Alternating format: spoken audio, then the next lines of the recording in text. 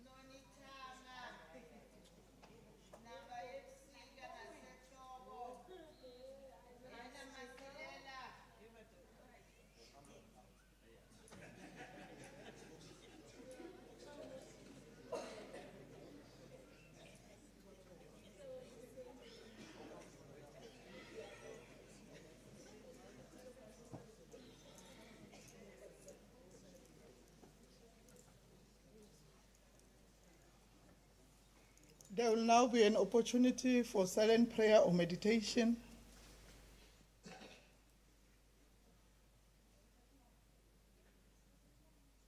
Thank you. May you be seated.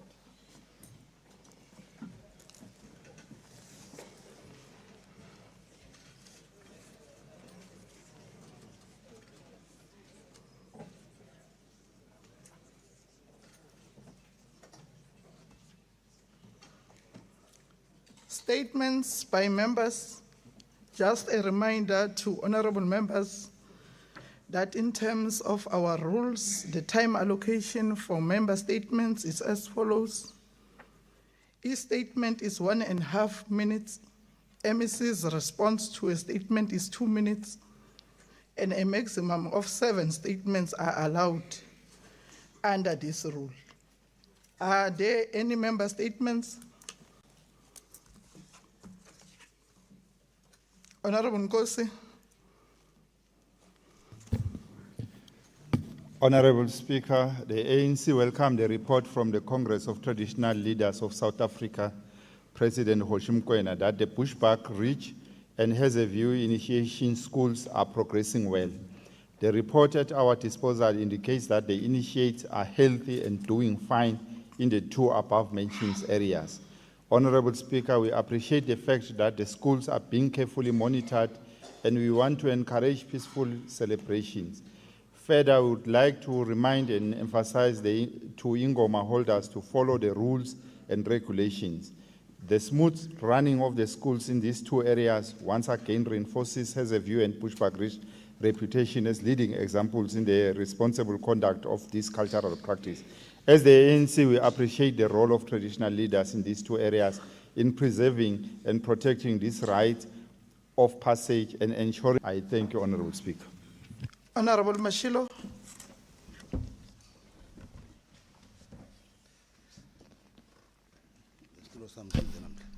Thank you, Honorable Speaker and the Honorable Premier, and indeed the Honorable members, Amakos, and the House at large. We welcome the member statement from Honorable Nkosi. Indeed, we must commend our traditional leaders for managing this matter so well. It's a national interest matter. All the time it attracts media and the interest. Where things goes well, we must give credit and congratulate them and wish them well. Obviously, schools are opening. We're hearing that all the kids must go back to school. The initiation must come to an end so that our kids can go back to school. But generally, we welcome that, and thanks to Hoshim Kwena. Sabulen. Honorable Skwakwa.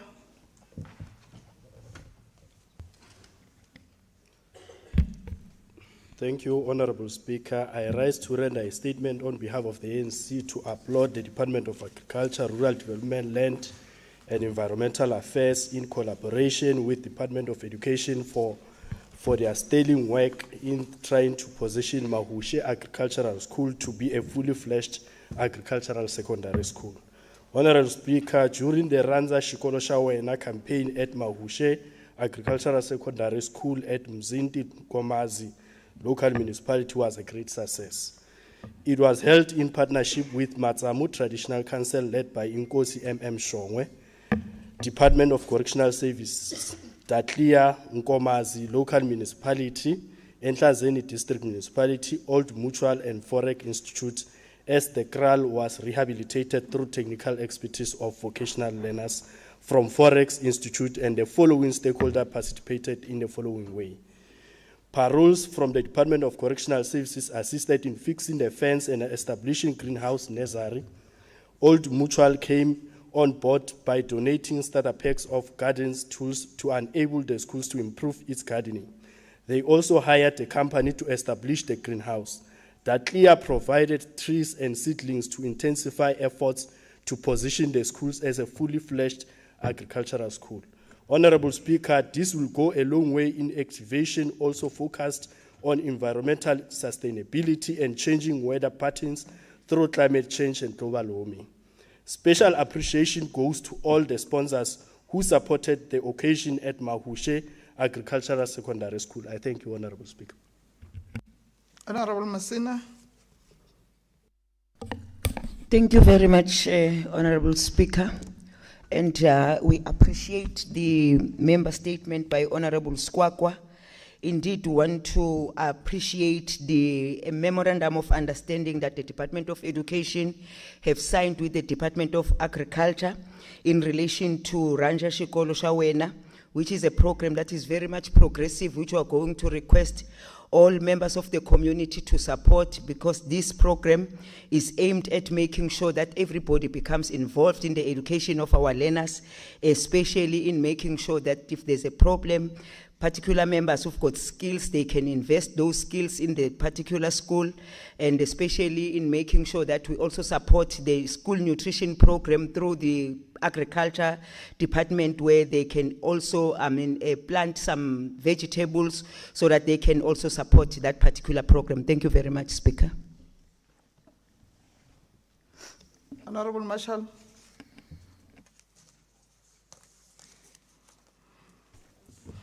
Thank you, Honourable Speaker. I rise to deliver a member statement on behalf of the Democratic Alliance. On the 5th of May, Honourable Premier Mandla Ndlovu gave a detailed report of the corruption and maladministration within the Department of Education with regards to the 22 laptops purchased for 2 million rand. During this briefing, the Honourable Premier stated the various investigations, lifestyle audits, and the reviewing of the functionality of the department, just to mention a few, and that the Premier would on the 30th of June 2025 give a progress report regarding the implementation of all recommendations flowing from the investigation report. Honourable Speaker, we are on the doorstep of the 31st of July, and there is still no report on the progress of the implemented recommendations. Can the Honourable Premier please take the August House into his confidence and give an indication on how this process is taking place and by when will the report be released? I thank you. Honourable Mashilo. Well, thanks very much, Honourable Speaker, and to Honourable Marshall. Well, investigation is not pap and flays. You've got to be thorough. Obviously, the time sticking, we are quite aware, the Premier is quite aware, and is indeed determined to conclude the report so that there are no comes back. Because remember, after any investigation, there's still another side of the law in the country that must prevail. So the diligent work is indeed very imperative in this regard. Thank you very much. Honourable Nqumayo. Thank you very much, Honourable Speaker. I rise on behalf of Umkhonto Wesizwe to express both relief and concern following a recent incident in our province. A 3-year-old boy, Nkosingipile Ntiwane, who is both speech and hearing impaired, went missing from Shadza Trust, Emasoi, on the 20th of July 2025. After a painful 5 days, he was found alive in a ditch just meters away from his home by community members. He is now receiving medical care and remains in recovery. We thank his ancestors for his survival. This case highlights the following. Number one, vulnerability of children with disabilities who require stronger safety protection systems, especially in rural communities. Number two, the danger of community tensions, where some even community members called for the child's mother to be arrested. We commend the SAPS for shielding the family and urge our communities to respect and reject vigilantism. The third one, the power of coordinated searches between the police, the citizens, and community members. We must formalize such responses to save lives swiftly and safely. Honourable Speaker, I commend the SAPS for making this work and every citizen who assisted. Let this incident drive us to strengthen our child protection mechanism and restore trust between the public and law enforcement. I thank you. Honourable Masie. Thank you very much, Honourable Speaker, for the opportunity. Indeed, we welcome the the statement. Indeed, if we can work together, this is what we are forever saying before this House, that between community and SAPS, all stakeholders, if we can work together, we can able to achieve a safer society within the province and also in the country. So the collaboration between SAPS and the citizen of this country is very much important. We want to commend the work of the SAPS and also the community in coming together and making sure that indeed the child is being found safe as he was found safe. We also urge parents that we must take care of our children. We must make sure that where they are, we must be able to know their whereabouts. Whether you are at home or you are at work, you must make sure that your child is protected. Thank you very much.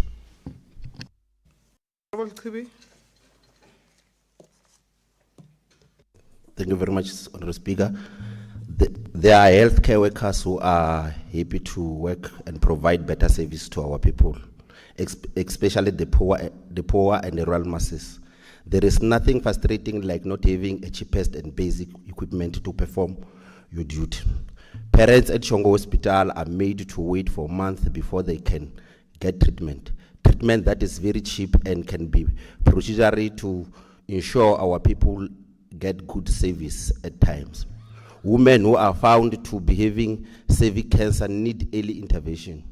Shongwe has been doing cervical cancer treatment and has treated more than 400 women per year, and lives have been saved. Since the machine that have been donated by the Right to Care broke, the department requested stats and quotation, but till to date, the machine has not been procured. When the company was called to inquire about the delivery, they said someone at the Department of Health said the machine is no longer a priority. In December 2022, Dr. Ndinisa raised concern about the treatment of cervical cancer at Shongo Hospital. In 2024, the HOD purchased 2 colonoscope machines. The question is, did Shongo Hospital experience any bad luck? I thank you. Honorable Manzini. Thank you, Honorable Speaker. The post that you are referring to was in 2022, and the matter was dealt with at that time. So even the person who raised that matter knows very well that the matter that he raised during 2022, it was dealt with. But we appreciate, and your chairperson maybe forgot to tell you, we spoke about the matter and I indicated that that was a 2022 post and we have dealt with during that time. Thank you very much, Honorable Speaker. Honorable Mashiane.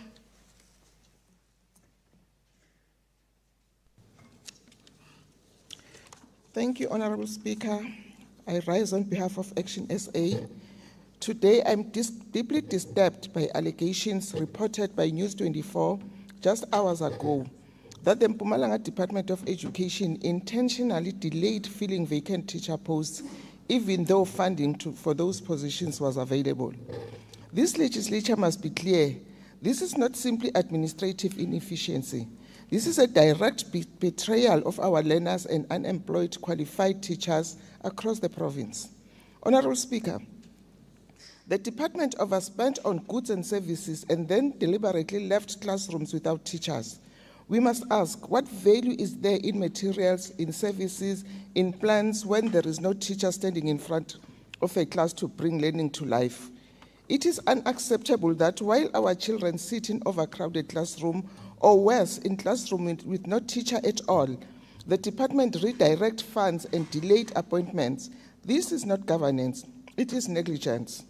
Action SA calls for urgent answers. Which posts are vacant and why are they not filled? Who authorized this delay and who will be held accountable? What emergency plan will ensure that every learner has a teacher before this term is over? Honorable Speaker, every unfilled teacher post is a stolen lesson, a broken promise, and a failure to uphold the constitutional right to education.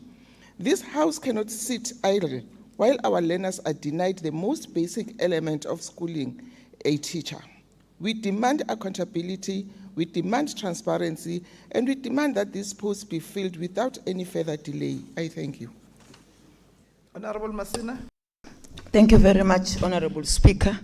And once again, we welcome the member statement by Honorable Mashiane. Honorable Speaker, we take note of the article that the Honorable Mashiane is speaking about. Unfortunately, one hasn't had an opportunity to see it. However, the department take a full responsibility to make sure that every position that has been budgeted for will be filled within a specified period of time. There will be no, a class or learners that will be in class without teachers, without, proper, explanation. Indeed, we are going to make sure that every post that is being budgeted is going to be filled. Thank you very much, Honorable Speaker. Honorable Weber.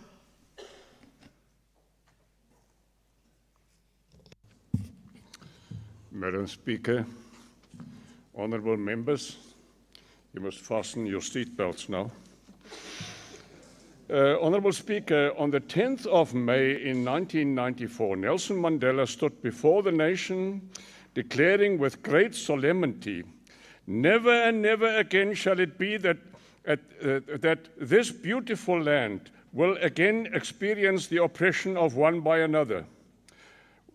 These words were not a promise, but a profound commitment, a commitment to freedom and justice, yes, justice, and should the heavens fall, equality for all South Africans. Today, nearly 3 decades later, the Freedom Front Plus must sadly observe that this noble promise remains unfulfilled. Sadly observe that this noble promise remains unfulfilled for many in our country.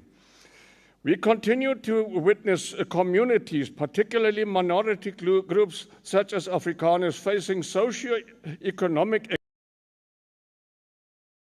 Crime rates like farm attacks remain unacceptably high, and the security of the people is compromised. These realities suggest that the expression of Nelson Mandela, that Nelson Mandela vowed would never return, still takes many forms, undermining the freedom and dignity of numerous South Africans. The Freedom Front Plus calls on this legislature to urgently uphold the constitutional protection of property rights, ensure that land reform policies are just, sustainable, and economically sound, strengthen law enforcement agencies to effectively protect the communities, promote genuine social cohesion that embraces cultures and languages for all. Honourable members, the words of Nelson Mandela should guide us all. It is our duty as elected representatives to ensure that no person or group in this beautiful land is ever oppressed again. The Freedom Front Plus commits to fight tirelessly to make this vision reality for all South Africans. I thank you, Honourable Speaker. Honourable Mashilo. Well, thanks, Honourable Speaker. We welcome Honourable Weber's statement, which is good. That's what indeed Mandela stood for. And it's what we're standing for ourselves from this side. We're standing exactly that, because we're his product of Mandela. So obviously all of us here must do things in the right way, in a way that resembles to what Tata Mandela stood for. As we celebrate this month, we are determined to achieve everything Mandela spoke about, difficult as it could be. Thank you very much, Speaker. Executive statements. There's an executive statement in the name of the MSc for Culture, Sport and Recreation, Honorable L.M. Mabuza. I now call upon the MSc Mabuza to introduce the executive statement, and you are allocated 5 minutes.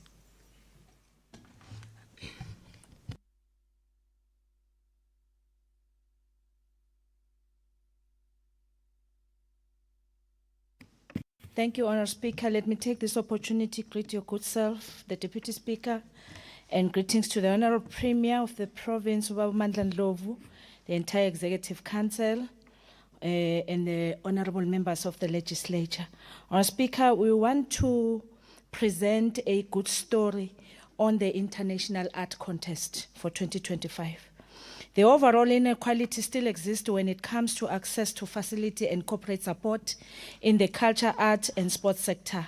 Honourable Speaker, the Department of Culture, Sports and Recreation will continue to rely on the indulgence of this august House in respect of its developmental role to intervene decisively through the public-private community partnership in order to scale up financial and non-financial support, particularly to the development category of creative industry and sport. On the 24th of July, Honourable Speaker, 2025, when the policy budget speech on Vote 11 was delivered, 3 international icons hailing from this beautiful province on issues of culture, sports and recreation were acknowledged in the footsteps of Dr. Esther Gogo Nostokane Mahlangu. One icon is Samgelisiwe Semsem Tubane from the city of Mbombela, a raging world champion for his mind-blowing car-spinning pavements. Boitumelo Tefu from Gavenbegi local municipality, who won a Miss Teen Universe as well as a Supermodel 2025. And in this afternoon, Honourable Speaker, once again, it is in our pleasure to announce another good story to tell in our transformation and developmental mandate.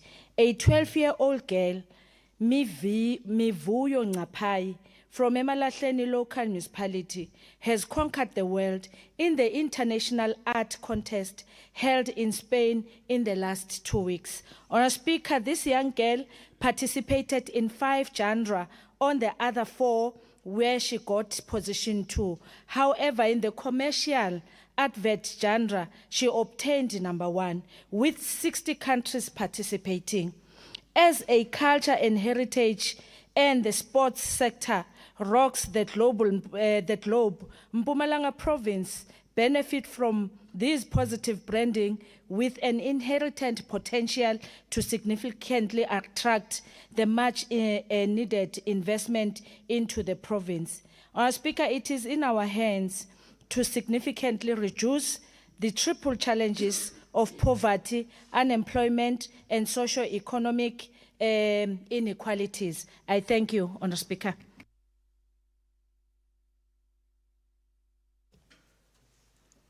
I will now allow the leaders of the political parties to comment, and we are given 3 minutes each.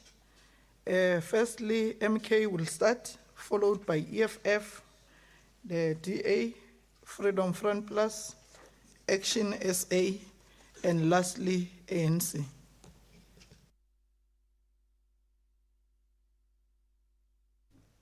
Thank you very much, Honorable Speaker. Honorable Speaker, on behalf of Umkhonto Wesizwe, we take Mpumalanga as one of the most gifted province in South Africa. And with that, we want to commend and make sure that our people take themselves very serious. We are now having problems with Nyaupe, we're having problems with people who don't take themselves seriously. But at this stage, we want to say that all what we are doing now is to give our province enough chance to look forward and say, instead of embracing izinto ezingekho right, instead of embracing izinto ezifana nokukhuluma nokwenza izinto abantwana bethu basithatha serious ngazo. For instance, tina as abazali, we are more into entertainment than doing things that are for the future of our children.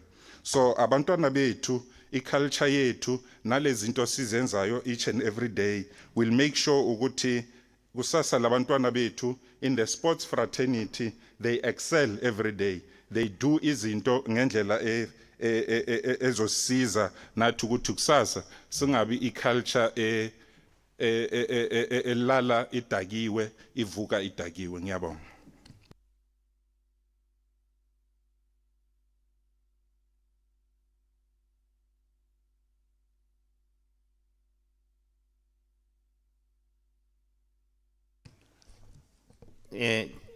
Good morning, or good afternoon, Honorable Speaker. Greetings to you, the Honorable Premier, and the Honorable members present, as well as Amakosi Wetu, led by Hoshim Kwena, the Chairperson of the House and President of Contrales.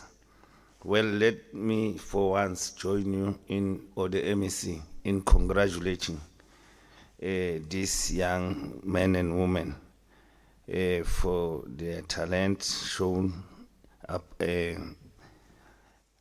across the world.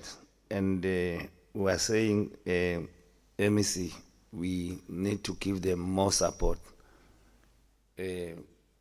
especially financial support, not non-financial support, so that we nourish their talent. And especially in the area of sports, we must also fight racism in sports. It's still rife, and also provide more support for the creative arts industry. It needs more support and attention. But we congratulate and appreciate the talent shown by these young men and women from our province. You must not view that as service delivery though, because you still have to focus on service delivery. People need jobs, people need water, roads and everything. So don't relax. But we congratulate these young men and women. Indeed. Thank you, Speaker.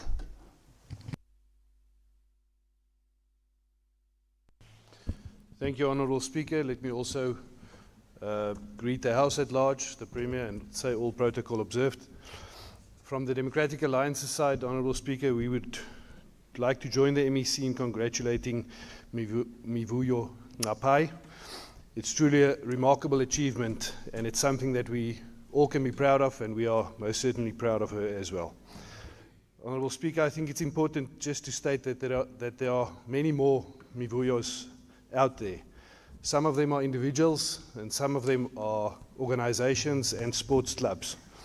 Most of them personify the tackling of the challenges mentioned by the MEC, poverty, unemployment, and social inequalities. So we would like to encourage the MEC and the department to support individuals with potential, support organizations like the Mpumalanga Youth Choir, like boxing clubs, and others that help you to eradicate inequality. We suggest that you create a fund to which such individuals and clubs can apply in order for them to have the financial support they need. This will enable them to be better equipped for their trades, and therefore they will make a bigger impact in changing our society. Thank you, Speaker.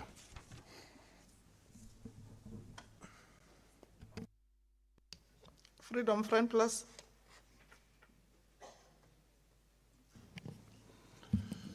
Madam Speaker, to support and echo everything that has been said, if a person has certain talents, financial difficulties should not be in his way or her way to excel and to succeed in what they're doing. Therefore, I welcome what is happening here this morning, and I echo everything that has been said as till now. Thank you.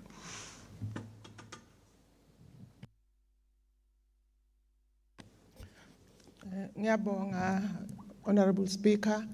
Sabalalisela abantwana ngaloku labakwendile kuhle kakhulu njengoba bekasashilo umholi we-MK Party ukuthi bantwa bethu babhizi nenyawupe nematshwala nako konke. So uma kusenebantwana labasabona kunesidingo sokuthi badlale baze baphumelele, kuyasijabulisa siyiMpumalanga. Kodwa-ke bengilindzele ukuthi MEC utasitshela ukuthi kubo bonke labantwana labasebenze kangaka i-department yakhe ike yabanceda noma batendele ngemijuluko yebatali babo. Uma ngabe ibike abanceda siyabonga kakhulu kodwa ingakazi bancede angiboni ukuthi kunesidingo ukuthi singajabula sijabule kufanele kube bazali labajabulako. Kodwa futhi nakunjalo ababukela abanye ngoba baningi bantwana labadzinga kusitwa baze bafike la bafika khona. Anyway sifuna kusho si-Action SA ukuthi siyabonga kakhulu ukuthi kusenebantwana labakhonako kwenda lokuhle lokujabulisa umphakathi. Ngiyabonga.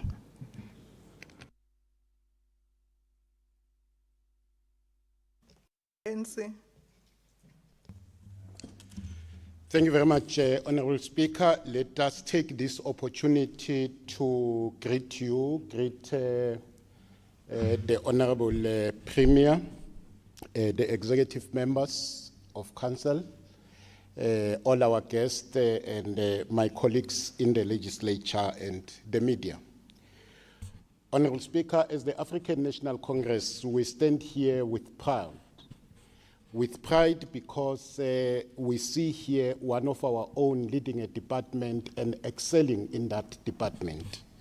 We have been following the Department of Culture, Sports and Recreation in terms of their developmental agenda to ensure that the lives of our people are bettered on every day, but also in terms of the measures that they have put in place in ensuring that the youth of this province is empowered in the different sporting codes that they are participating in. We must indicate, Honorable Speaker, that this support by the department that is given to the people of this province, it's assisting the individuals to reach the peak of their career and of their skills and also of their talent.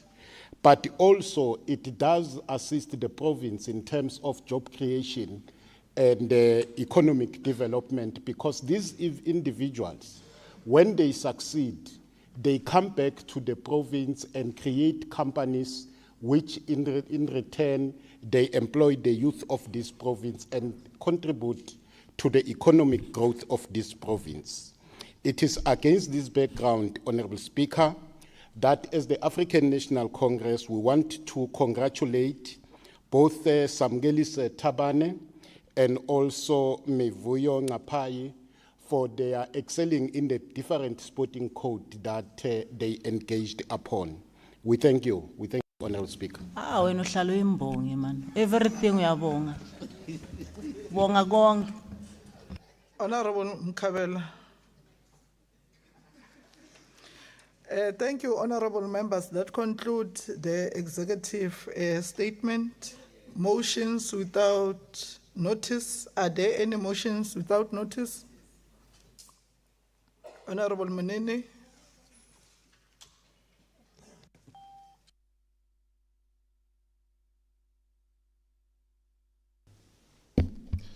On behalf of the African National Congress, I would like to rise and commend the community of Mshadza and the surrounding areas for the safe return of the missing boy, that is Nkosimpile Ntiwani, who was missing for 5 days and was found on last week, Friday the 25th. We commend the swift response and cooperation of community members, local authorities and law enforcement agencies in the search effort that led to the boy being found unharmed. The spirit of unity and vigilance shown by the community of Mshadza is highly commended. We encourage continued community alertness and collaboration to ensure the safety of all children in our province. Honorable Speaker, we call on the Department of Community Safety, Security and Liaison to strengthen child protection measures and awareness campaigns in communities across the province. I so move, Honorable Speaker. Thank you. The question before the House is whether we agree to adopt the motion. Agreed to? Not agreed. MK raised it. It's a repetition. Honorable Shongwe. Thank you, Honorable Speaker. Honorable Speaker, I rise on behalf of Mkonto. Honorable Speaker. Honorable Speaker. Honorable Shongwe, can you please take your seat? Honorable Mkabela. We didn't hear the ruling. Akere, you asked if we agreed or not, then we said no. So you just called Honorable Shong. Can you tell us whether it has been agreed to or it has been denied? You didn't say anything after that. Honorable members, I didn't hear the no. Can I? Saying no. No, the big ones. Honorable Mkabela, can you give me the opportunity? I said I did not hear the no. Can I go back before Honorable Shongwe? The question before the House is whether we agree to adopt the motion. Agree? No. The motion is defeated, Honorable Shongwe. Thank you, Honorable Speaker. Honorable Speaker, I rise on behalf of Mkhonto Wesizwe Party to bring your attention to a tragic case of medical negligence, which had a devastating impact on the life of Tabile Choma from Clarinet in Witbank. Ms. Choma underwent a cesarean section surgery, which was complicated by the negligence of nurses, resulting in severe, long-lasting consequences for her health and well-being.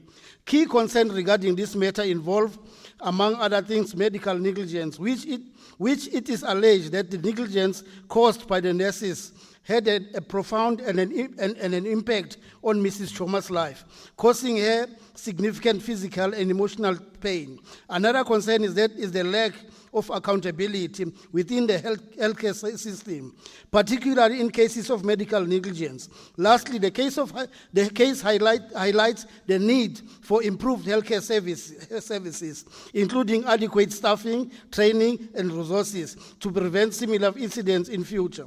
As Mkhonto Wesizwe Party, we call upon the relevant authorities, including the MEC of Health, to investigate this incident thoroughly. The investigation should determine the cause of the negligence and also take appropriate action to hold those responsible accountable. We also want to urge the Department of Health to provide support for Ms. Choma, including medical treatment and counseling, to help her recover from trauma she had experienced.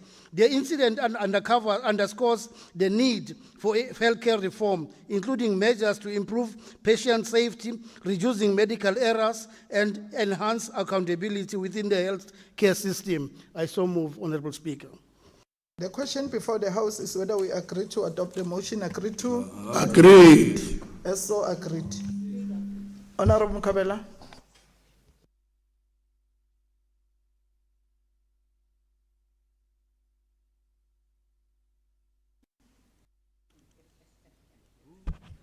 Yeah, this is the reason why I've raised my hand. It's now becoming a norm that there is someone who's continuously disrespecting us, if not me, this side. Now, when we're about to vote for yes or no, this mic was switched off. Am I not allowed to vote in this House? So I just want Speaker to put this to your attention so that you note it on a very serious note, that whoever that is operating these machines must be taken to hearing or some sort of disciplinary. It's on a serious note. I'm not laughing. I can hear other members are laughing at, but I'm not laughing.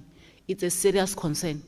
Whoever that is operating these machines, who decides when to switch them off and switch them on as they please, we cannot be controlled by officials. This is our house. Officials cannot control us here. So whoever that is controlling those machines must be taken to your office and be questioned. Why is he or she doing that? On a serious note, thank you very much. Honorable Sidiba, I did not note you. Honorable Mkabela, it is noted. Honorable Nkambule. Mbonge Speaker, I rise on behalf of economic freedom fighters to raise a motion without notice. Honorable Speaker, about a week ago, we received a letter from a community member residing at Kapokweni, Tegatako in Ward 32. The letter reads as follows, Madam Speaker. I would like to request for any assistance with regards to an access bridge to our homes. The challenge is that we can't access or get to our homes using a car because the bridge that was constructed here was swept away by floods a few years ago, and even since it has never been fixed. I have personally with the community members tried to get help, but all went in vain. We even engaged our ward councillor, but still could not get any assistance. The saddest part is that children, even elders, are using the same route to get to schools and work. And this poses a threat to their lives, especially during rainy seasons. What's also painful is the fact that even funeral services can't get access to our homes and end up carrying the corpse from the road all the way up, which is not African and against our culture. Honorable Speaker, the letter was long and painful to read.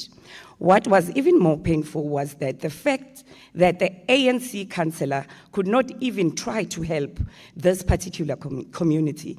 And with this summer and rainy season fast approaching, this community will be left stranded. Honorable Speaker, what will it take for this community to get help? Do they have to lose their loved ones before the government stand up and do something? We would like to call upon the MEC for Public Works, Roads and Transport, Honorable Tomo, to please look into this matter and help this community. I so move.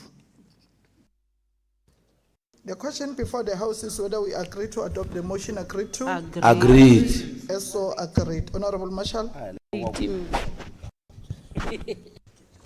Thank you, Honourable Speaker.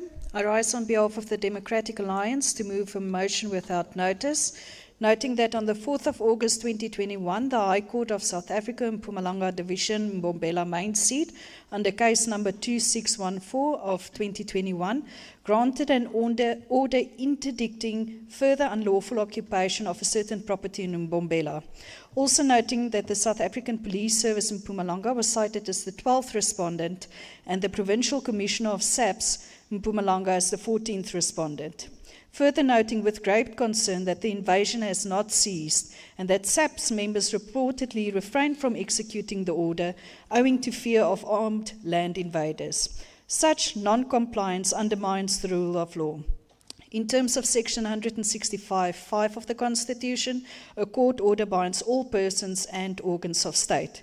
Also noting that SAPS is constitutionally obligated by Section 205(3) to prevent and combat crime, maintain public order, protect inhabitants and property, and uphold and enforce the law, and that provinces under Section 206(3) and 5 must oversee police efficiency and may investigate inefficiency and must make recommendations to the Minister. Further noting that in the Modderklip boerdery matter, the Constitutional Court held that the state may not stand by and do nothing when large-scale unlawful occupation renders private enforcement ineffective. I therefore move for this House to resolve, number 1, the MEC for Community Safety, Security and Liaison to escalate the matter to the Minister of Police within 24 hours for immediate, coordinated enforcement action, including appropriate public order policing deployments consistent with Standing Order 262 and allied standards, and to report to the relevant committee within 7 days on the enforcement plan, timelines and safeguard. I so move. The question before the House is whether we agree to adopt the motion agreed to. Agreed. As so agreed. Are there any motions without notice?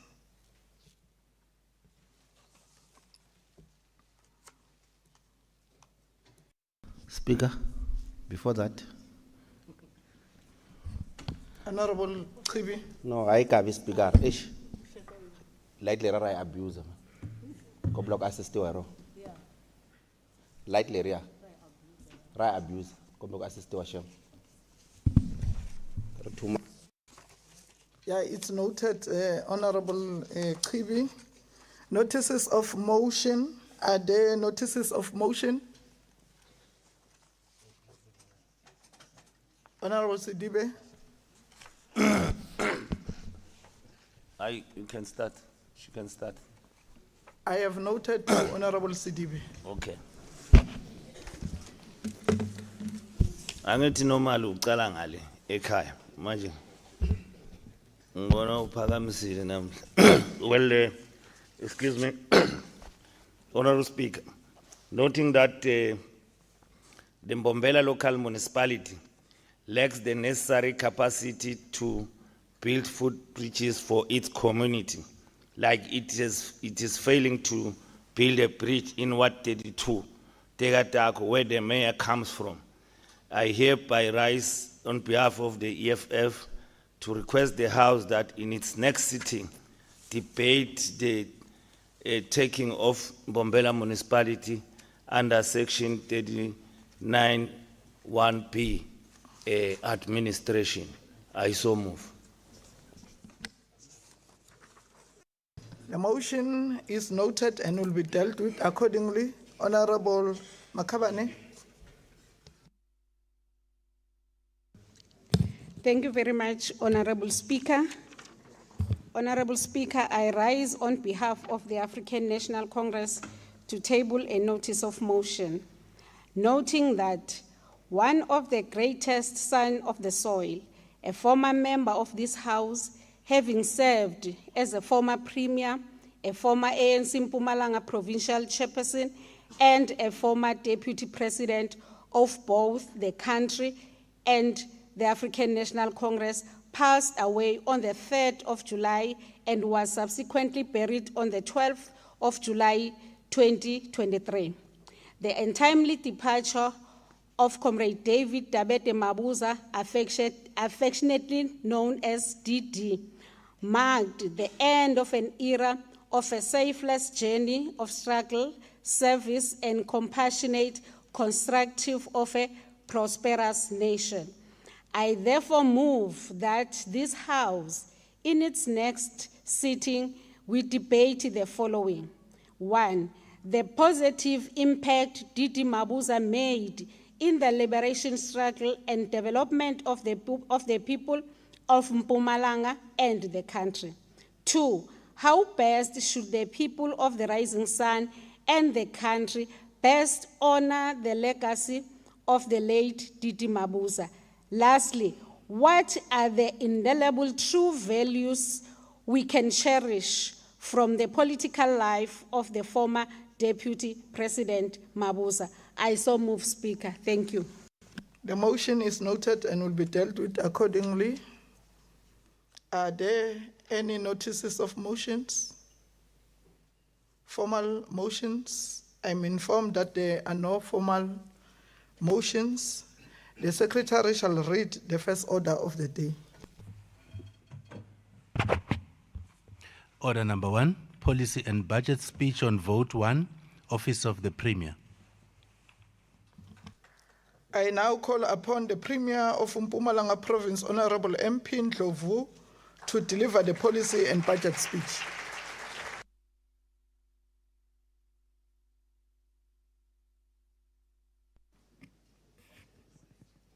Speaker of the Mpumalanga Legislature, Honorable Makosazana Masilela, your Deputy, Honorable Sam Masango, the Chief Whip of the governing party, Honorable Eva Makabane, all members of the legislature, members of the Executive Council, executive mayors and all councillors, ANC Provincial Secretary Comrade Mozi Chirwa and the leadership of the Alliance, leadership of the leagues of the ANC, Director General Ms. Megis Kosana, HODs and all officials, the chairperson of the Mpumalanga House of Traditional and Khoisan Leaders, and our president of Contralesa,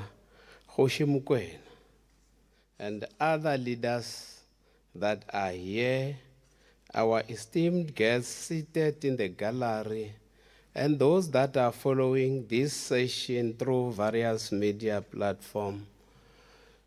Good afternoon. Nhlekani lo nene. Sanbonani, Lochan, Dumelang. Once again, it is a pleasure to come to this august house to present the budget vote number 1 for the financial year 2025-26 of the Office of the Premier. Honorable Speaker, in February this year, the province held Mahutla to finalize and adopt the Provincial Medium-Term Development Plan. The MTDP is a blueprint with a set of objectives and plans to guide the 7th administration to reduce the impact of socio-economic challenges of unemployment and poverty.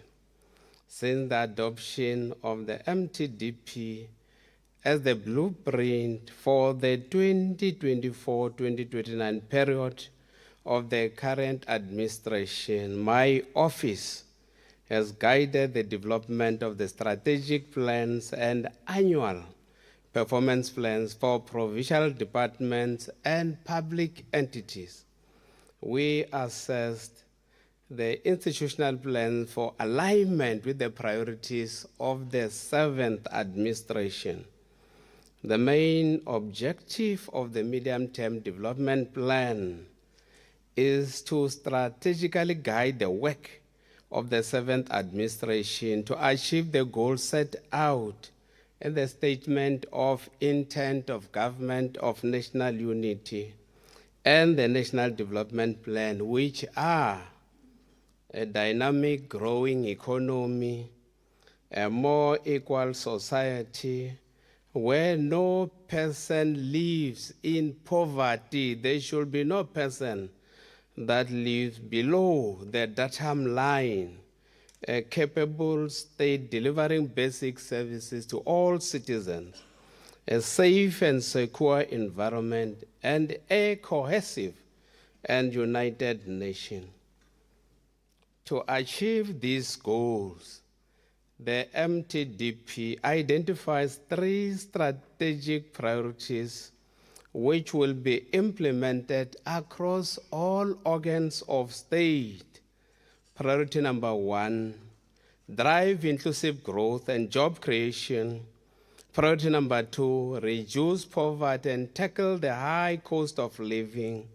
Priority number 3, build a capable, ethical, and developmental state. These 3 strategic priorities, with a set of policy choices and priority interventions, will be implemented across all government institutions and overseen and monitored by the Center of Government, the Department of Planning, Monitoring, and Evaluation. The approach aims to focus on the effort and resources behind an achievable set of goals that can drive delivery while presenting a clear vision for the society we want to create. While they do not displace other programs and commitments, they are essential to the economic growth agenda. This approach also requires collaboration with non-state role players, including business, labor, and civil society. As part of the mechanism to ensure the effective implementation of the MTDP in the province, the signing of performance agreements annually with MECs is a hard and fast pillar. We have developed an annual provincial program of action to guide the work of the various clusters. The program is a propeller to track and review our progress in the implementation of the MTDP through the Mahutla session to be convened biannually. Using the 3-cluster mechanism in coordinating the work of provincial department, a special focus will be on the monitoring, the implementation, and evaluating the effectiveness of the priority interventions espoused in the Provincial Medium-Term Development Plan and the Provincial Program of Action. Through the economy cluster, We will be monitoring the implementation and results of strategic priority number 1 of driving inclusive growth and job creation. This focuses on achieving rapid, inclusive, and sustainable economic growth, which is key to eradicating poverty, reducing unemployment and inequality, and integral to the wider transformation of our society. The cluster will be monitoring the reduction of unemployment to 25%, the investment target of 50 billion, the reduction of poverty to less than 35%, the employment target of creating 60,000 jobs per annum, and improving income inequality over the next 5 years. Through the social cluster, we will monitor the implementation and results derived from strategic priority number 2 of reducing poverty and tackling the high cost of living. The cluster will focus on title deeds and housing subsidies provided to the poor, achieving the targets on life expectancy, reduction of maternal, infant, and child mortality, access to universal health coverage, education and skills outcome, access to ECD program, access to higher education and social cohesion. Governance cluster will be monitoring the implementation and results of strategic priority number 3 of building a capable, ethical, and developmental state. This cluster will monitor governance, proficiency, and competency of state institutions and public entities in serving citizens. Additionally, the cluster, in collaboration with COGTA, will oversee the implementation and outcomes of the district development plans. We will also oversee local government, public entities, and law enforcement agencies to combat crime, fight corruption, and elimination of gender-based violence, and delivering of basic services. Promotion of a foreign policy that supports the culture of human rights and peace while strengthening ties with Africa and with the broader world will be high on the agenda of the cluster. Lastly, the Office of the Premier will develop an MTDP monitoring and evaluation framework and the Provincial Evaluation Plan 2025-2030 to measure and evaluate the performance, impact, and sustainability of the MTDP 2024-2029. Honorable Speaker, when I presented the policy and budget speech of the Office of the Premier last year, I indicated to this House that we will prioritize effective monitoring and evaluation, which plays a critical role in development and provision of service delivery to our people. I'm glad to announce that we have successfully reconfigured the organizational structure of the office to strengthen its capacity and capabilities for integrated monitoring and evaluation of the medium-term development plan and the district development plans. Meet the complexities of the public sector development environment.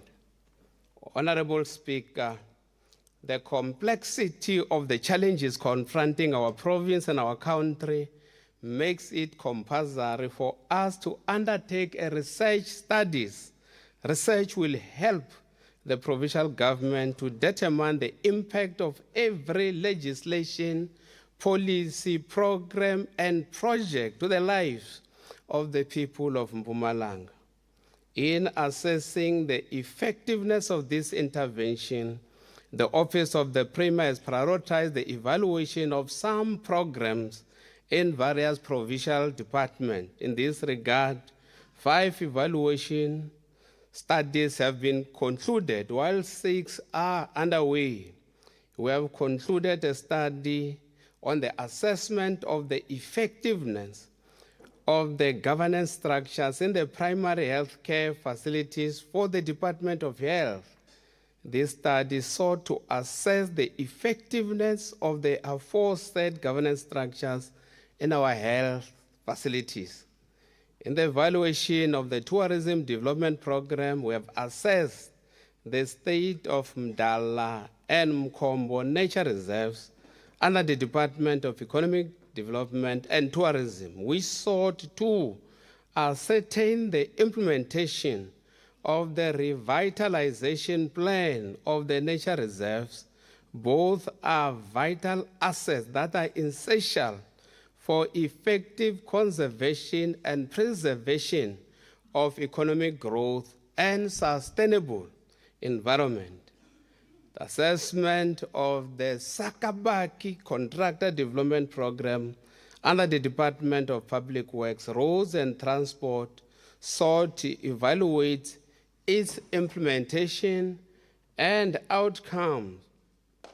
The scope of the research studies was cast wide to include an assessment of the implementation and the effectiveness of transversal contract hosted by the Provincial Treasurer. Through this study, we aim to evaluate the implementation and effectiveness thereof to determine if the expected results are realized. Similarly, with the household intervention for sustainable livelihood by the Department of Social Development to assess the implementation and its effectiveness. The program seeks to address the poverty and unemployment challenges through the provision of integrated social and economic support to poor households. As standard practice, we'll share the findings and recommendation of these studies with the public and through our website once we have handed over the reports to the respective accounting officers of all the affected departments.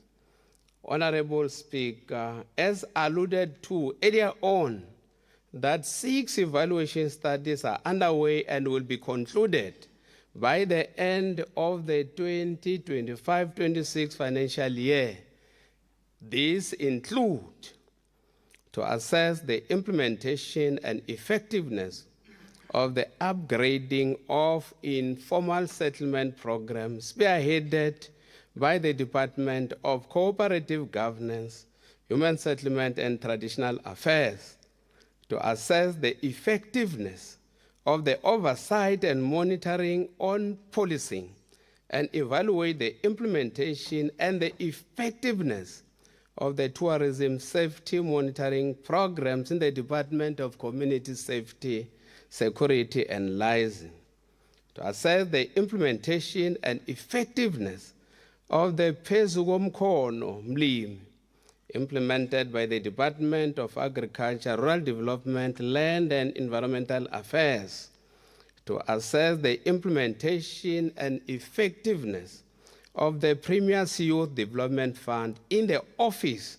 of the Premier, and lastly, to evaluate the implementation and effectiveness of the Lowville Road Paving Project in the Department of Public Works, Road and Transport.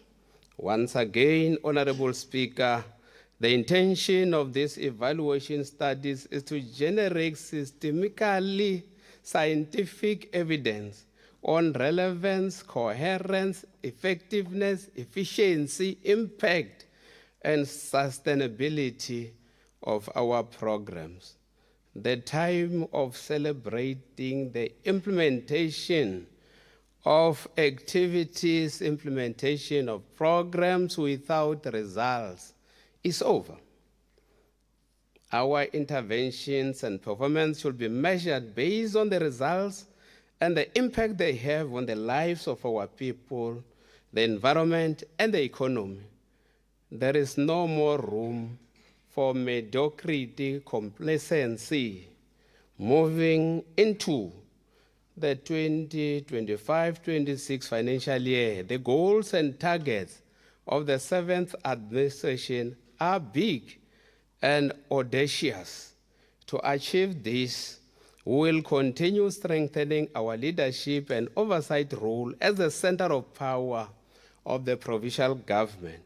Honorable Speaker, in order to improve adequate tracking of service delivery for service rendered by provincial department, my office will be rolling out the implementation of the service delivery monitoring tool, SDMT, in collaboration with the Department of Cooperative Governance, Human Settlement, and Traditional Affairs.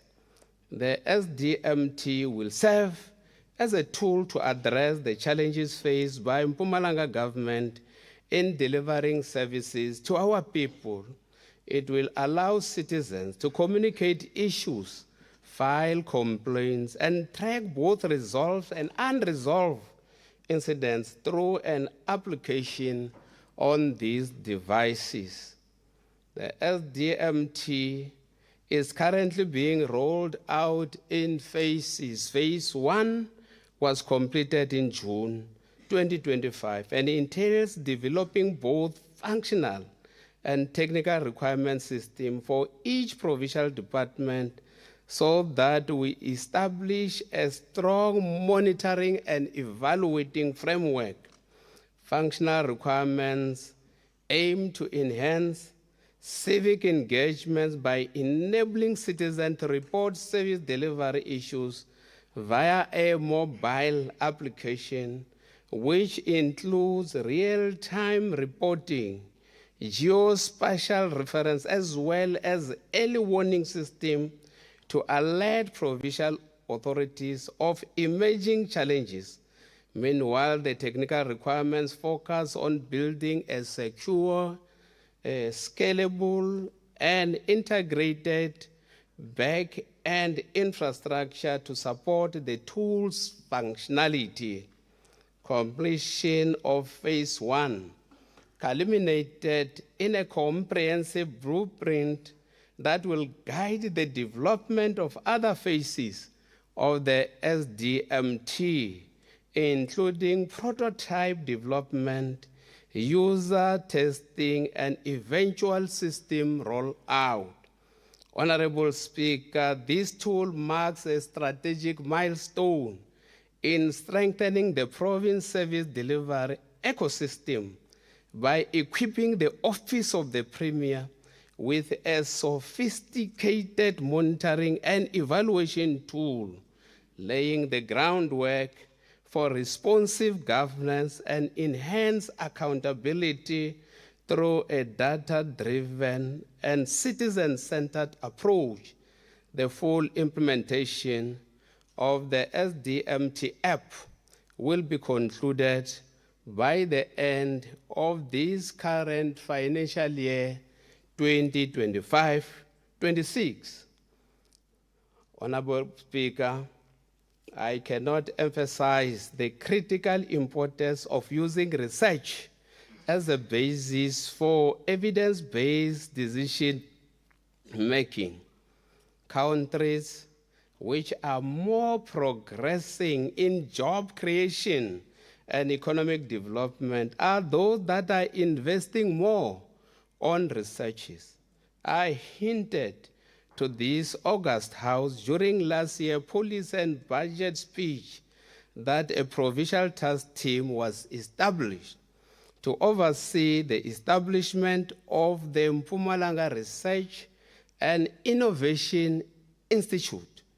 Initially, the task team comprised of representatives from only 2 eminent universities in the country, namely Witwatersrand and the University of Pretoria. It gives me pleasure Honorable Speaker, to report to the House about the expansion of the team to include Salga, Tshwane University of Technology, as well as the University of Mpumalanga, our university here in Mpumalanga, all of whom have come on board as members of the Provincial Task Team. We have consulted extensively on this matter, and this has propelled us to develop a bill that gives the mandate and the establishment of the MRII. The office has drafted a bill on the establishment of the MRII, and we are currently consulting with governance structures for their input. The draft bill will then be advertised, and public hearings across the three district municipalities of the province will be held through the law-making process of the legislature. Once the law-making process is concluded, the bill will then be endorsed as a legislation that governs MRII by the legislature. Parallel with the bill process, the task team has secured office space for the MRII at Tshwane University of Technology, where the MRII will be hosted. Once established, the Mpumalanga Research and Innovation Institute will undertake relevant research and translate the new knowledge created to drive transformative societal impact in line with the medium-term development plan, as well as the national development plan. These include research and new knowledge generation that will inform our policy development, improve our planning for implementation, strengthen integrated service delivery both at provincial and local government level, strengthen economic, social, and sustainable development, build state capacity and informed decision-making through evidence-based data, enhance the wide range of strategic initiatives that are being put in place to fast-track the improvement of the lives of people in our province.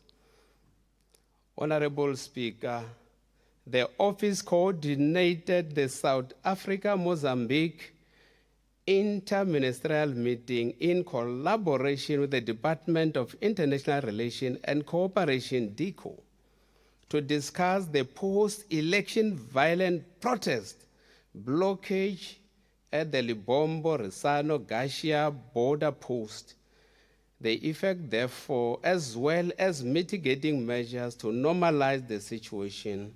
The meeting took place at Malelana on the 18th of December, 2024. The office supported Komazi Special Economic Zone and the Department of Economic Development and Tourism for easy pass at the border for their participation at the 29th International Trade Fair under the South African Pavilion on 25 to 31 August 2024. Mpumalanga was represented by 6 SMEs from Emalahleni, Victor Kanya, Govenbeki, and Dr. J.S. Moroka municipalities. These delegations conducted engagement with prospective investors to the SEZ, and investment leads are normally realized over a period of time. Processes to renew Memorandum of Understanding with Maputo Province of Mozambique are underway. A draft MOU and draft action plan is now available after the sitting of joint technical meeting to develop these for consideration by the administrative heads of both provinces. The 2024 national elections in Mozambique interrupted this process. Office collaborated with DICO on the coordination and hosting of the Minister of the Department of International Relations and Cooperation Outreach Program, accompanied by ambassadors, high commissioners, heads of mission of the G20 countries, consul generals, African Union, and business representative on the 23rd of November 2024. 20 countries participated. The purpose was to lay the ground for South Africans to understand the significance of hosting the upcoming G20 summit. The embassies donated equipment such as laptops, television sets, liquid crystal display writing boards, and other items to Mahlale High School. DICO hosted a reception gala dinner in the evening near the view. Mpumalanga Tourism Parks and Agency also sponsored an excursion to the Kruger National Park, a luncheon for the ambassadors and courtesy, and to showcase what the province could offer in wildlife tourism, our beautiful province. South Africa's presidency of the G20 countries, effectively from November last year, has culminated into the hosting of multilateral functions in our province. In April and May this year, we hosted the G20 Education Indaba in White River and the G20 Research and Innovation Working Group at the University of Mpumalanga, respectively. We also hosted the Global Partnership for Financial Inclusion in May, and recently the G20 Empowerment for Women Working Group in July, both at the Kruger National Park. Recently, as far back as last week, we have successfully hosted G20 Development Working Group at Kruger National Park, also as part of the build-up to the G20 Summit in November 2025. I would like to thank you for accepting when I requested this August House to rearrange my budget speech to today. I want to thank also the African National Congress for allowing us to use Monday, which is known as an ANC day. We are now preparing for the G20 tourism outreach activities to be held in the 3 districts this week.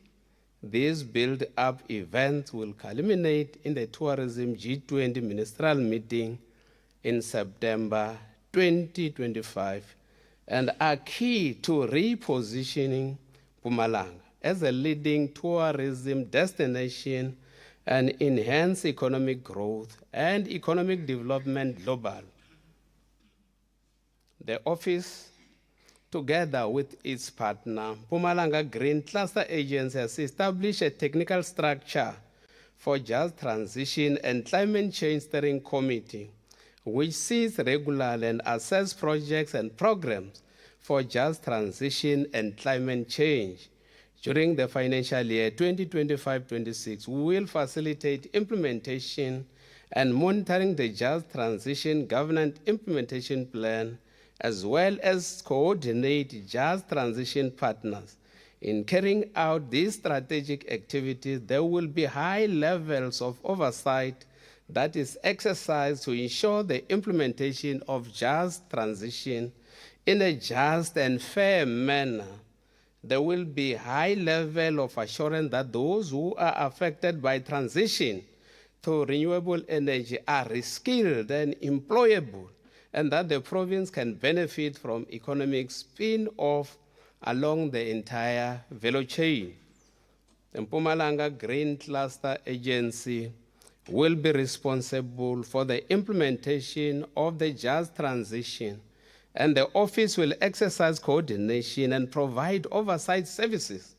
The province has accepted that just energy transition will coexist with coal. This is very important that we have accepted that just energy transition will coexist. It's not either one of the two.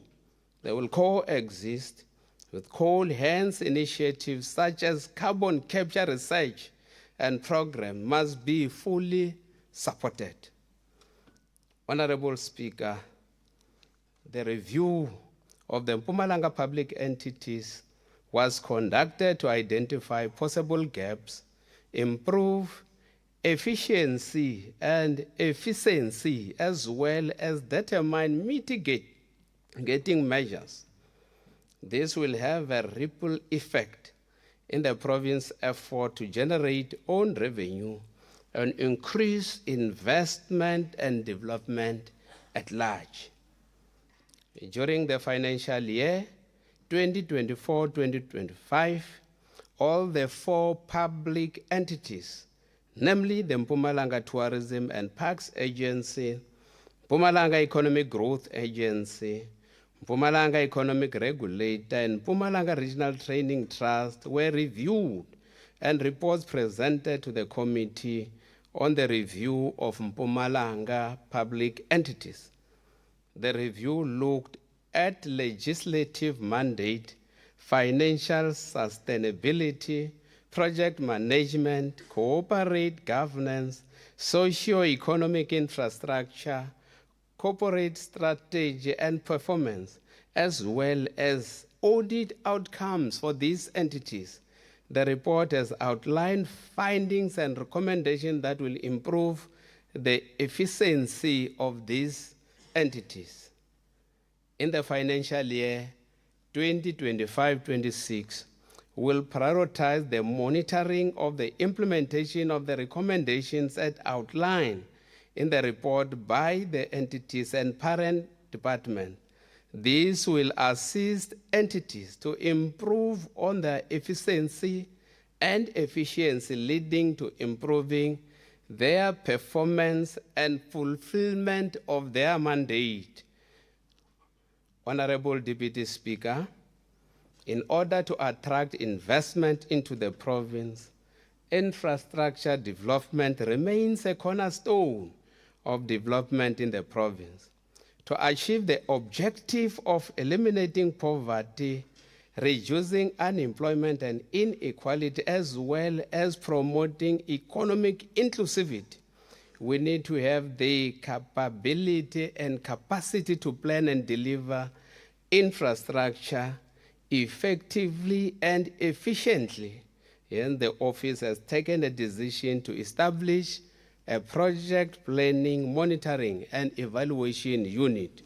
Currently, Honorable Speaker, the office has finalized the proposed organizational structure, which will lead to the establishment of the project planning, monitoring, and evaluation unit within the office of the Premier. We are currently seeking concurrence from the Minister of Public Service and Administration. While the establishment is underway, we have taken a decision to use services of external consultant to assist the office with the work of infrastructure monitoring, and the appointment of the suitable company is at the final stage.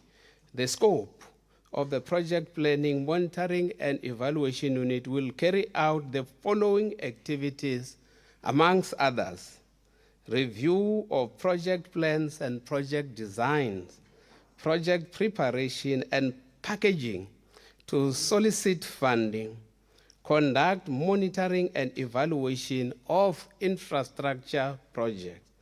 The Office of the Premier remains committed to the effective implementation of Batupile principle as a cornerstone for driving public service transformation, such as Africa Public Service Day, Kayendu, and Integrated Public Service Month, which will ensure that service delivery is people-centered, transparent, and accountable. These initiatives support the aspiration for the realization of Priority 3 of the MTDP of building a capable, ethical, and developmental state. In our quest to entrench accountability The office will continue to monitor the performance of HODs and all senior managers through the signing of performance agreements and conducting of performance assessments. In strengthening our coordination role, my office will continue to facilitate the process of reviewing organizational structures of department to align with the priorities of the 7th administration. Honorable Speaker, inclusive growth and job creation is the apex priority for the 7th administration. Government, clusters and sectors must prioritize interventions aimed at stimulating more rapid and inclusive growth. Our contribution to the priority on driving inclusive growth and job creation relates to the Premier Youth Development Fund. You have seen and recorded the growth and sustainability of youth enterprises contributing to our provincial economic growth and economic development through realization of job opportunities created. Since its inception, the Premier's Youth Development Fund, through the youth enterprises, has created new jobs of more than 800. These jobs were created in various economic sectors, such as manufacturing, mining, green economy, tourism, agriculture, amongst others. In 2024-25 financial year, a total of 66 youth enterprises benefited from the fund, and an amount of 90.7 million rand was approved for disbursement. In 2025-26, we have set aside 103 million rands for the Premier's Youth Development Fund to propel young people of the province of Mpumalanga to participate in the economy. As part of our commitment towards youth development, a provincial youth development strategy will be developed to strengthen planning and implementation of youth-targeted programs in the province. The office has set a target that 30% of our procurement must be from youth-owned companies in this financial year. Honorable Speaker, with regard to mainstreaming services for persons with disability, we have developed the Provincial Policy on Disability, which is en route for approval before the end of this second quarter. The policy serves as a blueprint for accelerating the advancement of the rights for persons with disability and embeds disability consideration across all programs and projects, while identifying targeted opportunities and investments in key areas to drive and accelerate persons with disabilities responsive transformation. In our effort to ensure economic inclusivity, the office has set a target of 7% of our procurement for companies owned by persons with disabilities. As part of tackling gender-based violence and femicide, we have established rapid response teams on GBVF in all 20 municipalities, which are chaired by the executive mayors. The purpose of the RRT's GBVF is to provide swift multi-sectoral responses on GBVF-related matters at the local level. In addition, we have launched the Mpumalanga Provincial Council on GBVF, which I have to honor to chair with the assistance of my co-chair. I hope that she's here, Ms. Nomalanga Ngwenya, from the civil society. The structure serves as a provincial accountability platform that will provide progress on the implementation of the provincial strategic plan on GBVF, which was approved in November 2024. The rollout of the strategic plan needs adequate resources political and administrative support. In this financial year, my office will be closely monitoring the implementation of the plan and provide support to municipalities to ensure the effective functionality of all our RRTs. Honorable Deputy Speaker, Mpumalanga Provincial AIDS Council has reviewed decisions of the Council. These include the budget for coordination of HIV, TB, and STIs activities in municipalities that was increased, the Provincial Implementation Plan for HIV, STIs, and TB for 2023-2028 in line with the National Strategic Plan for HIV, STIs, and TB has been developed, validated, and is now undergoing the last stages of approval through relevant structures. In this current financial year, the Executive Council will endorse the Provincial Implementation Plan to ensure full implementation with all the relevant stakeholders. Global Alliance plan to end AIDS in children by 2030 was successfully developed and validated. It will be launched together with the Provincial Implementation Plan for HIV, TB, and STI also during this current financial year.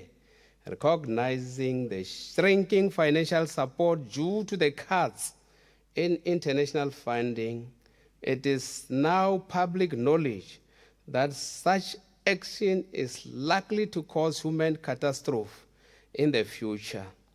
A Provincial Resource Mobilization Committee was established purposefully to mobilize resources to support and bridge the funding gap for sustainable implementation of the PIP during its lifespan.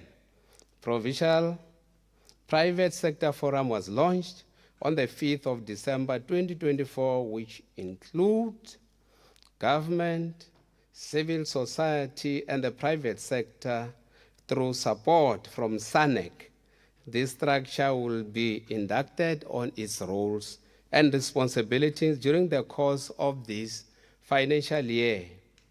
We continue to encourage communities to go for TB screening and perform regular testing for HIV to ensure early treatment. Communities of Mkondo municipalities receive TB screening on the TB Day as part of activities towards the commemoration of this important day. Sector assessment and audits will be conducted in local municipalities, and civil society elections for local municipalities will be held in this financial year. Honorable Speaker, the office will continue to lead efforts to further improve the lives of military veterans through coordination of government support and enhanced services provided to military veterans in the province. In the 2023-24 financial year, the Office of the Premier and Military Veterans Council, working with National Department of Military Veterans, established the database for military veterans in the province. During the 2024-25 financial year, the Military Veterans Program of Action was monitored and managed to offer a bursary for one student to study towards being a pilot, and a number of houses were built for qualified members. The office has finalized the proposed organizational structure which will give effect to the establishment of the Military Veterans Unit within the Office of the Premier. We are currently seeking concurrence from the Minister of Public Services and Administration. This current financial year, we have enhanced the Military Veteran Councils with additional members to ensure proper coordination of the service required by military veterans. We will continue to coordinate the implementation of the Military Veterans Program of Action, as well as the establishment of military veterans units and desks within the Office of the Premier and District municipalities. Madam Speaker, we have approved an integrated provincial communication strategy to entrench a structured way of communicating government work.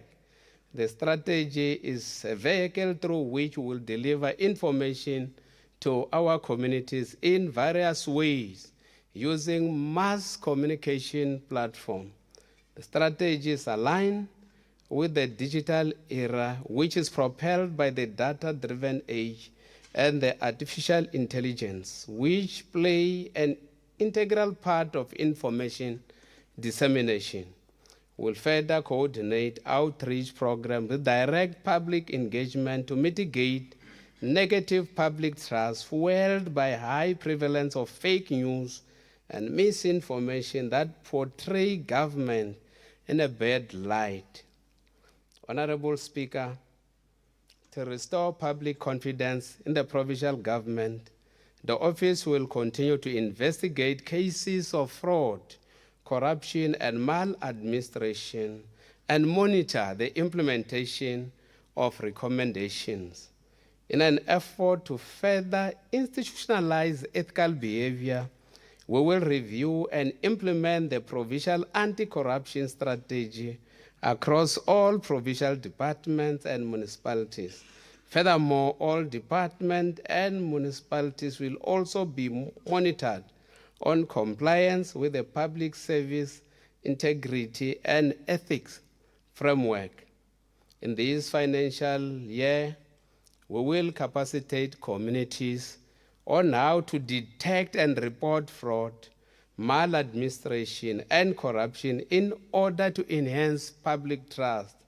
The office will train officials as investigators in the current financial year as part of the workplace skill plan, which will strengthen the internal expertise of the Integrity Management, Forensic Investigation, and Security Management Unit to investigate reported cases without fear or favor. We are monitoring investigation conducted by all provincial departments, the SIU, public protector, as well as in-house investigation to ensure the full and prompt implementation of all recommendations in order to promote accountability in pursuit of Deputy Speaker. Public service. Honourable Speaker, Honourable Premier, may you please take your seat? What's in order you are rising on, Honourable Member Mkabela? Honourable Deputy Speaker, it's not an order. I was trying to check if I can find something on the rule book about Honourable Weber who came to this house just to sleep. Honourable. No, it's serious. Yeah. He's been sleeping. So we need, can you please send someone to help him out so that he can sleep in the car? All right, it's Thank noted, you. Honourable Mkabela. Honourable Premier, you may proceed.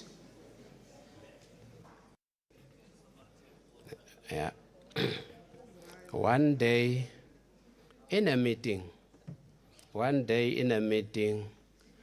member of the ANC in a meeting where the president was part of the meeting, former President Thabo Mbeki, somebody said that the president is sleeping and was told that the president was not sleeping.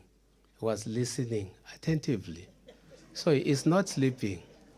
He's an old person. He's listening attentively. Sleeping. You are not seeing. In pursuit of a public service with integrity, we will subject officials to the prescribed vetting process on a continuous basis in collaboration with the State Security Agency. National Ethics Institute has developed and approved the Code for Ethical Leadership in Local Government for municipal councillors and officials. The Office of the Premier, in collaboration with Coxstar and Salga, are currently rolling out workshops throughout the municipalities. Lifestyle audit will be conducted if red flags are identified when processing financial disclosures by designated officials. Honorable Speaker, the Office of the Premier remains committed in an effort to improve audit outcomes in all the provincial departments, entities, and municipalities. Accordingly, it has continued to collaborate with the Provincial Treasurer and COGSTA in this effort. The office has continued through the shared audit services to render internal audit services to 4 cluster departments. The shared internal audit services provide early warning signals to the management of the cluster department, which has assisted department to improve their audit outcomes. We have seen an improvement in the PFMA audit outcomes when comparing the 2022-23 to 2023-24 financial year. The report of the Auditor General shows that 4 institutions, namely COGTA, DADLA, MTPA, and MER, managed to maintain a clean audit outcomes. This achievement increased from 4 institutions in 2022-23 to 5 in 2023-24, the 5th being Provincial Treasurer.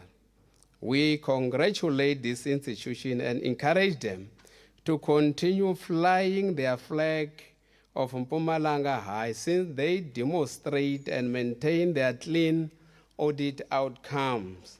9 institutions obtain unqualified audit outcomes with findings for the financial year ended 31 March 2024.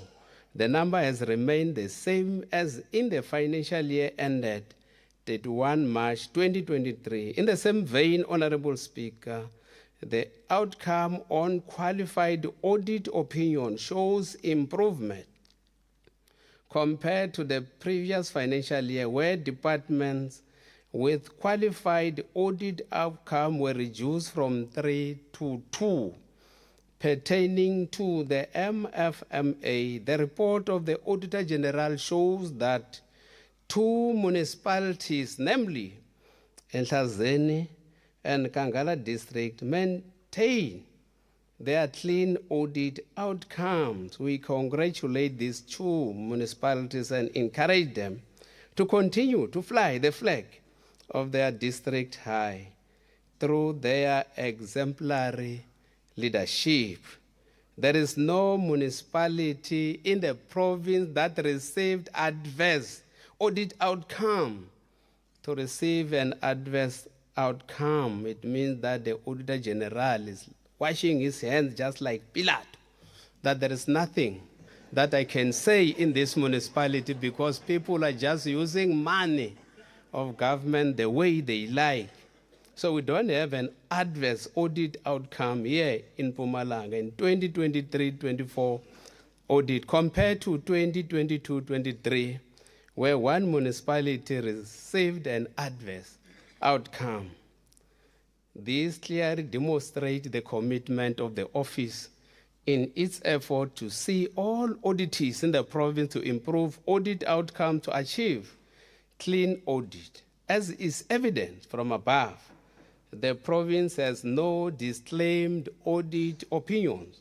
While we may not achieve the clean audit outcome, this is very important that we know that for last financial year, will not, at the Premier's office, we're not going to get a clean audit in this financial year. However, my office has prioritized achieving clean audit outcome for the 2025-2026 audit. We have embarked on initiative to strengthen the internal control systems, which include but not limited to capacitating the governance structures and officials, as well as holding them accountable for their area of responsibility, implementing consequence management where it's necessary, Departments develop audit action plans on how they will be addressing the findings by the Auditor General South Africa. And in addition, through the PMC and EXCO, the office in partnership with Provincial Treasurer review the audit action plans of departments and the implementation of the remedial action at regular ongoing basis and monitors the issues of unwanted expenditure. This is very important. We must have to reduce the issues of unwanted. We must have not to reduce, we must zero-rise unwanted expenditure, the unauthorized expenditure, irregular expenditure, as well as fruitless and wasteful expenditure. The progress in implementing the action plan continues to be monitored by the Premier, Provincial Treasurer, Internal Audit, as well as the audit committees. Furthermore, the Executive Council and Premier's coordinating forums continue to track progress and monitor the implementation of the commitments by the various departments and municipalities with a view to working together to improve our audit outcomes. It is therefore singular and privilege, Honorable Speaker, to table the budget of the Office of the Premier, Vote 1. And accordingly, I request the House to approve. By the way, you have been approving all the budget. In mathematics, it is obvious that also today you are also going to improve.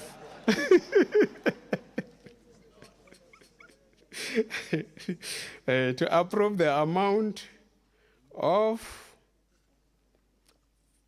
493,827,000 rand for the 2025-26 financial year, allocated as follows. Program number 1, Administration, 170,080,000 rand.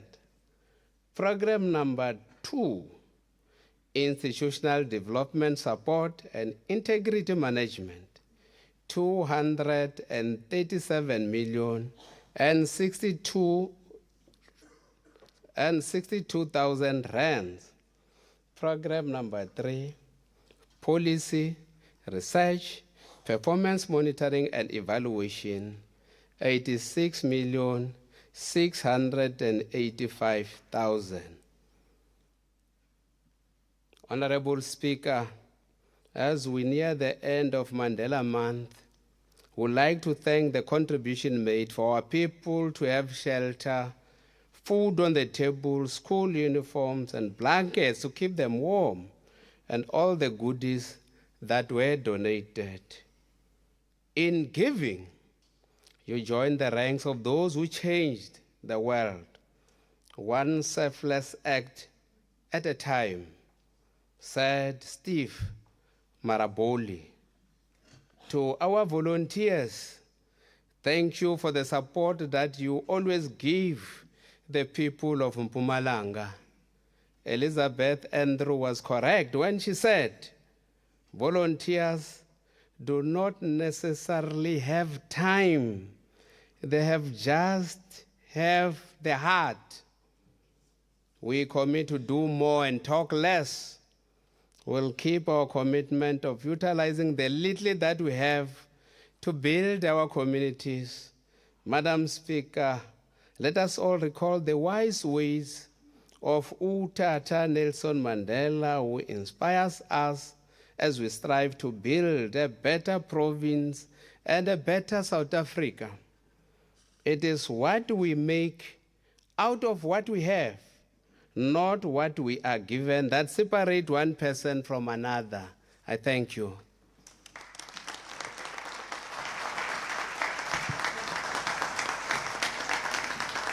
Thank you, Honorable Premier, for a well-delivered policy budget speech. Hey, we're still at work. continue to run work, the please. program. We want to continue here. And this Run the speech was program. long. Why are you quiet? As if No, it's a I'm service talking. delivery Uh-uh. department. You are Why entertaining such a those. long I'm talking. All No, members, no. there's it's a okay. program in front of us. Don't sleep I on shall duty. call upon the secretary to read the second order of the day. Order number 2, consideration of a report of the Oversight Committee on Legislature and Premier's Office, Vote 1, Office of the Premier. I now call upon the chairperson of the Portfolio Committee on Oversight, Legislature of the Office of the Premier, Honorable TMJ Morgan, to table the report. Thank you, Honorable Deputy Speaker. Greetings to yourself and the House at large. Honorable Speaker, I rise as the chairperson of the Portfolio Committee on Premier's Office to ask the House to adopt the report as tabled today of the Premier's Office, Vote 1. I thank you. I am informed that there is no debate on this report. Therefore, the question before the House is whether we agree to adopt the report as presented by Honorable Morgan. Agreed. So agreed. I shall call upon the Secretary to read the third order of the day.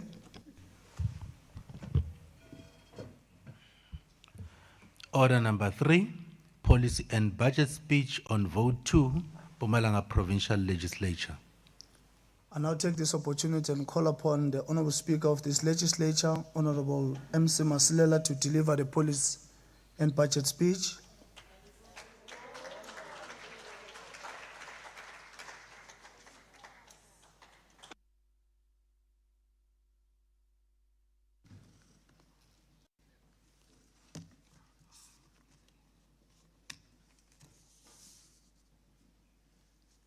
The Premier of Mpumalanga Province, Mr. Mandla Ndlovu, members of the 7 Mpumalanga Provincial Legislature, members of the Executive Council, Chairperson of the Provincial House of Khoisan and Traditional Leaders and President of Contralesta, Kgoshi Mokoena and other traditional leaders, Executive Mayors, Speakers of Council and Chief Whips, Secretary to the Legislature, Mr. M.H. Shabangu and Management, Director General of the Mpumalanga Provincial Government, Ms. Mekis Kosana, and all heads of departments, chairpersons of SOEs and members of different boards, representative of Salga Mpumalanga, the Office of the Auditor General, representatives of the Public Service Commission,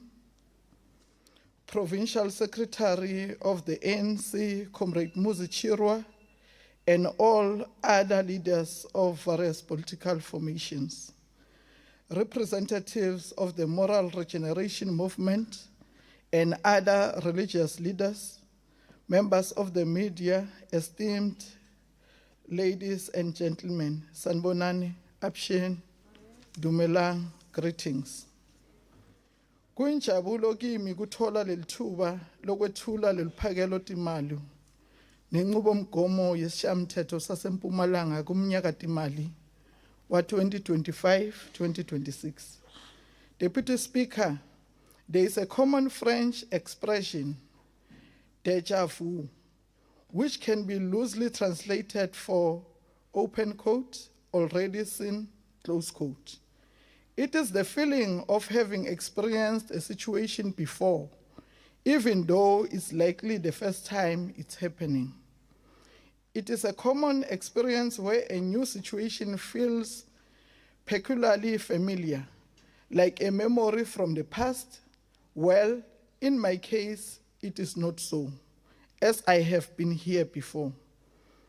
As I once again resume this critical task of being the Speaker of the Provincial Legislature, I cannot undercut the confidence shown on by this august House to afford me yet another opportunity to preside over its affairs. We must all work together to uphold the decorum of this House and run our parliamentary business professionally. The South African Constitution mandates the legislature to deliver on the following responsibilities: lawmaking, oversight, and public participation and involvement. The above-mentioned constitutional imperatives of the legislature contribute immensely in the strengthening of democratic governance, delivery of quality services, and ushering the culture of public accountability in Mpumalanga province. Our oversight functions serve as a critical platform for holding the government departments and other state-owned enterprises accountable, thus ushering a culture of good governance and promoting accountability in Mpumalanga province. By enacting legislation that is reflective of the needs of the citizens of the province, the legislature remains aligned with the constitution of the country, create an activist legislature, and provide a guarantee for a people-centered government. The critical mandate of public involvement empowers the public to engage and actively participate in the shaping and review of the policies governing them and protecting their rights as citizens of a democratic state. Put together, the above constitutional imperatives of lawmaking, oversight, public participation, and involvement ensures that the government in the province is people-centered, reinforces public trust in the business of the legislature and government, and deepen democratic participation. This policy and budget presentation is delivered as the country concludes the Nelson Mandela Month program. The province and country joined the rest of the world in observing the United Nations declared Nelson Mandela International Day on the 18th of July 2025 under the global theme, open quote. It's still in our hands to combat poverty and inequality, close quote. We remain inspired by the vision of Dr. Nelson Rolihlahla Mandela. Not so long ago, we commemorated the 70th anniversary of the Freedom Charter. Our transition to democracy is anchored in the rich history of the struggle for freedom, equality, and justice for all. As a significant phenomenon in the country's political landscape, our hard-earned freedom remains a cornerstone for democracy. Our daily lives should at all times ensure that individual rights, promotion of social progress, and holding authorities accountable are felt by every citizen of the province. In line with the legislature mandate, this ought to allow for diverse opinions, encourages novelty, and averts the manipulation of power. Ultimately, freedom in a democracy safeguards human dignity and fosters a just and equitable society. The Freedom Charter is the foundation upon which our democratic state is laid. The Constitution of the Republic of South Africa, adopted in 1996, remains a cornerstone of our democracy. Put together, the Freedom Charter, the Constitution, and the legislature, they are the hallmarks of a democratic society envisioned by our forebears as they declared in 1955 that, open quote, the people shall govern, close quote, and further declared that, open quote, no government can justly claim its authority unless it is based on the will of the people, close quote. As we occupy these seats, we are reminded that we are not assembled here to represent our narrow self-interest, but the will of the people who voted us into this august house. This legislature is equally challenged to put the people first. While reading the wave of the late Dr. Nelson Rolihlahla Mandela ideals and the commemoration of the Freedom Charter, this event should continue to be a constant reminder of the sacrifices made by those who came before us in laying the foundation for a better life for all. It is also a reminder of our responsibility to uphold the Constitution and other existing laws of the Republic that advance the values espoused in the Freedom Charter. Distinguished guests, our freedom will not be complete until every citizen of this province, including the marginalized and vulnerable groups, enjoy the same privileges and equality within society. Our society shall never be complete until the land and minerals are shared amongst all people for economic emancipation and development. Honorable members, as we enter the new planning cycle 2025-2030 for 7th term of this legislature, we do so with renewed determination, vigor, and strategic clarity. Emerging from an intensive strategic planning sessions, the legislature has identified 7 priority areas that will guide our efforts over the next 5 years. These priorities are aligned with the broader legislative sector priorities and national imperatives of the country as outlined in the Medium-Term Development Plan known as MTDP. Deputy Speaker, it must be clear that the strategic outcomes adopted by the legislature are not mere aspirations or a wish list, but a focused agenda for impactful oversight, public participation, and accountability. As we continue to execute our constitutional mandate, we'll be guided by the following strategic outcomes: enhanced oversight over the executive and state organs, ensuring delivery against approved government priorities; increased public involvement in legislative processes to foster transparency and participatory democracy; improve lawmaking processes resulting in legislation that is responsive and impactful; strengthen institutional capacity to conduct oversight, public participation, and lawmaking effectively; optimize strategic management and governance system, including financial oversight; promotion of nation building and social cohesion, contributing to a united, equitable society; and expanded participation in interparliamentary bodies, reinforcing democratic integrity and cooperation. These outcomes represent our roadmap to 2030. They are not an end to themselves, but enablers of deepened accountability, impactful oversight, quality of service, and enhanced public participation.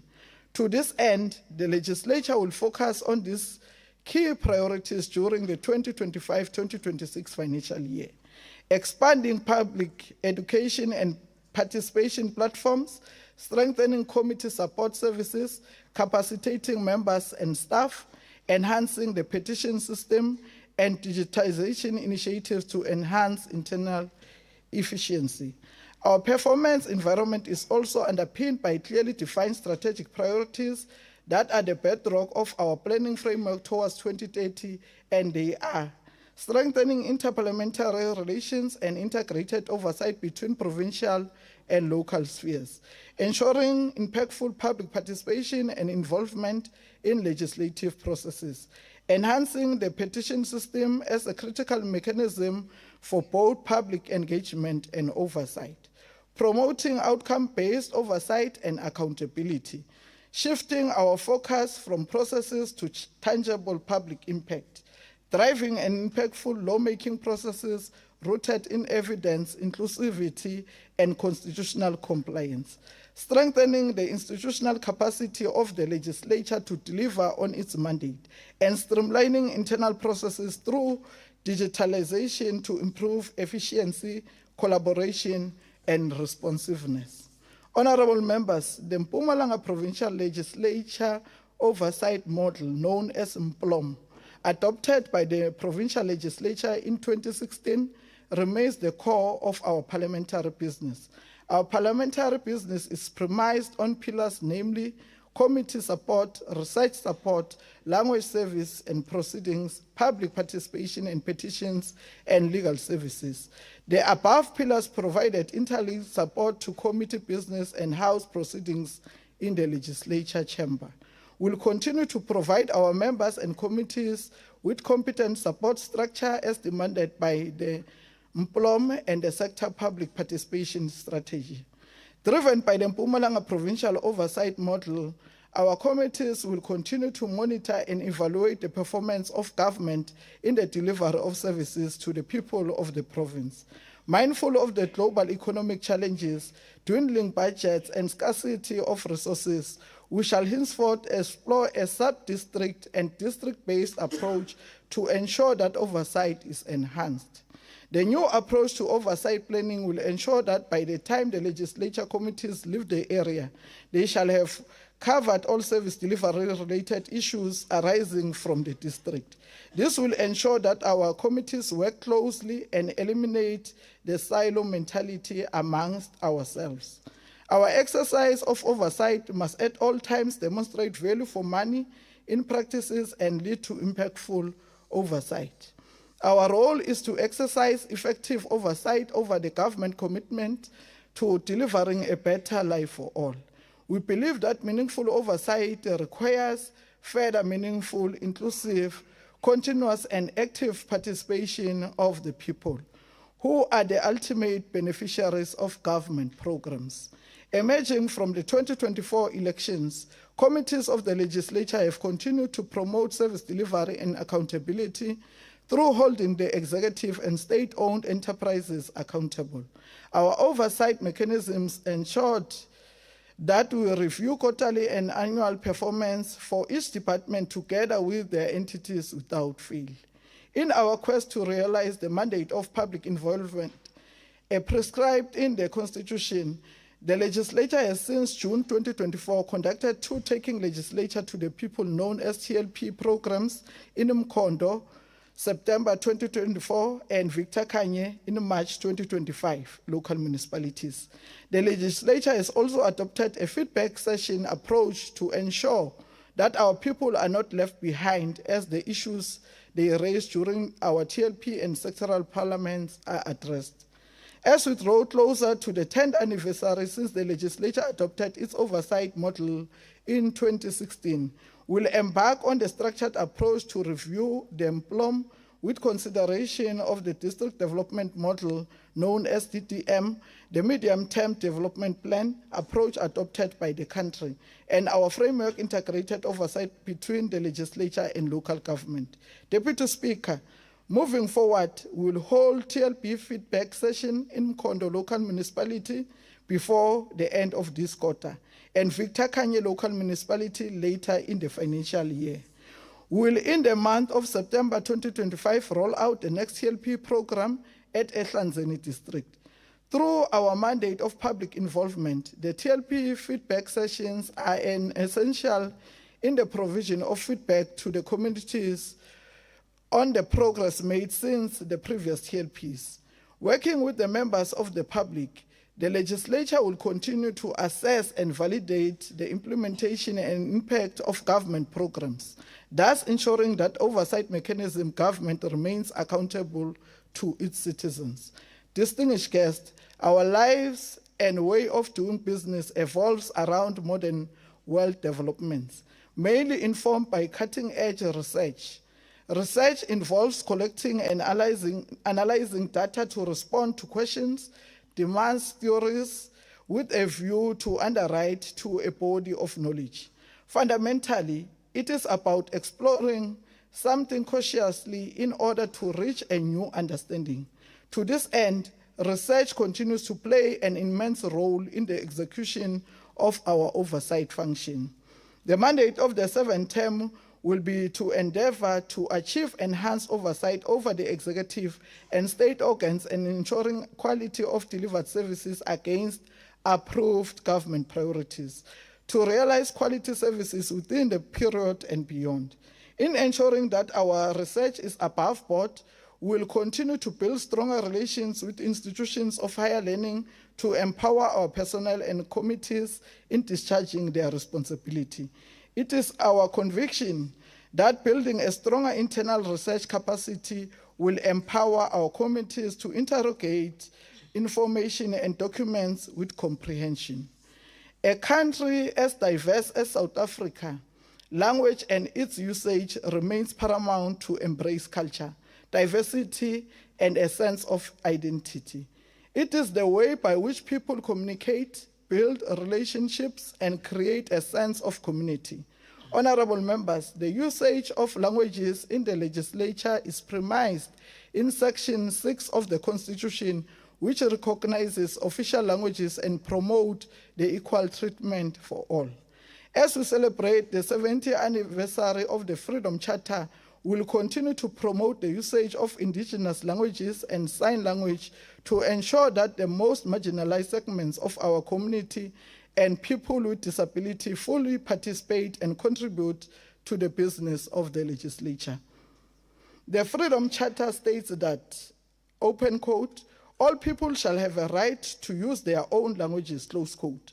The development of Siswati and isiNdebele and other African languages was distorted by the promotion of English and Afrikaans in our education system.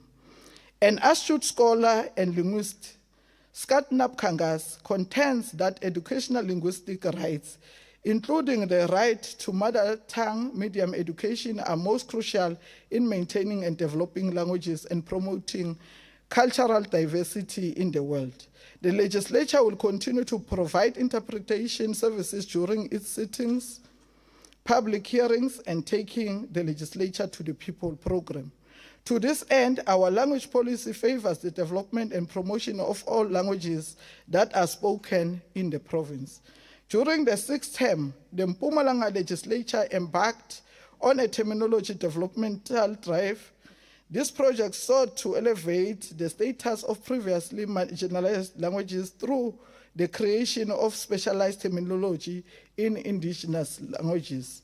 As a result, the legislature produced a legal terminology list which was verified and authenticated by PANSLAB, and it is now ready for dissemination for everyone to use. This legal terminology list caters for 5 indigenous languages, namely Siswati, isiNdebele, Sepedi, Xitsonga, and isiZulu. In partnership with the University of Venda, the legislature is currently offering a 4-month experiential learning program in language practice. This program accords prospective linguists word-related experience and prepares them to thrive in the language work. While Section 114, subsection 2B of the Constitution empowers the Mpumalanga Provincial Legislature to execute the oversight function over the executive, history has taught us that, I open quote, if you want to go fast, go alone. But if you want to go far, take others along with you, close quote. The legislature continued to work with local government through the Mpumalanga Provincial Speakers Forum and SALGA to enhance the functionality of the oversight committees at local government as prescribed in Section 79 and 80 of the Municipal Structures Act number 117 of 1998. To this end, we have put together the framework for integrated oversight between the legislature and local government in Mpumalanga. We will also continue to operationalize the Memorandum of Cooperation between SALGA and the legislature by ensuring SALGA participation in the relevant committees of the legislature. A particular attention shall be paid in the implementation of the district oversight model as an immediate response to the plea of the sitting of the Mpumalanga Provincial Speakers Forum held in June 2025, which has called on the legislature and the MPSF to monitor the implementation of the DTM in the province.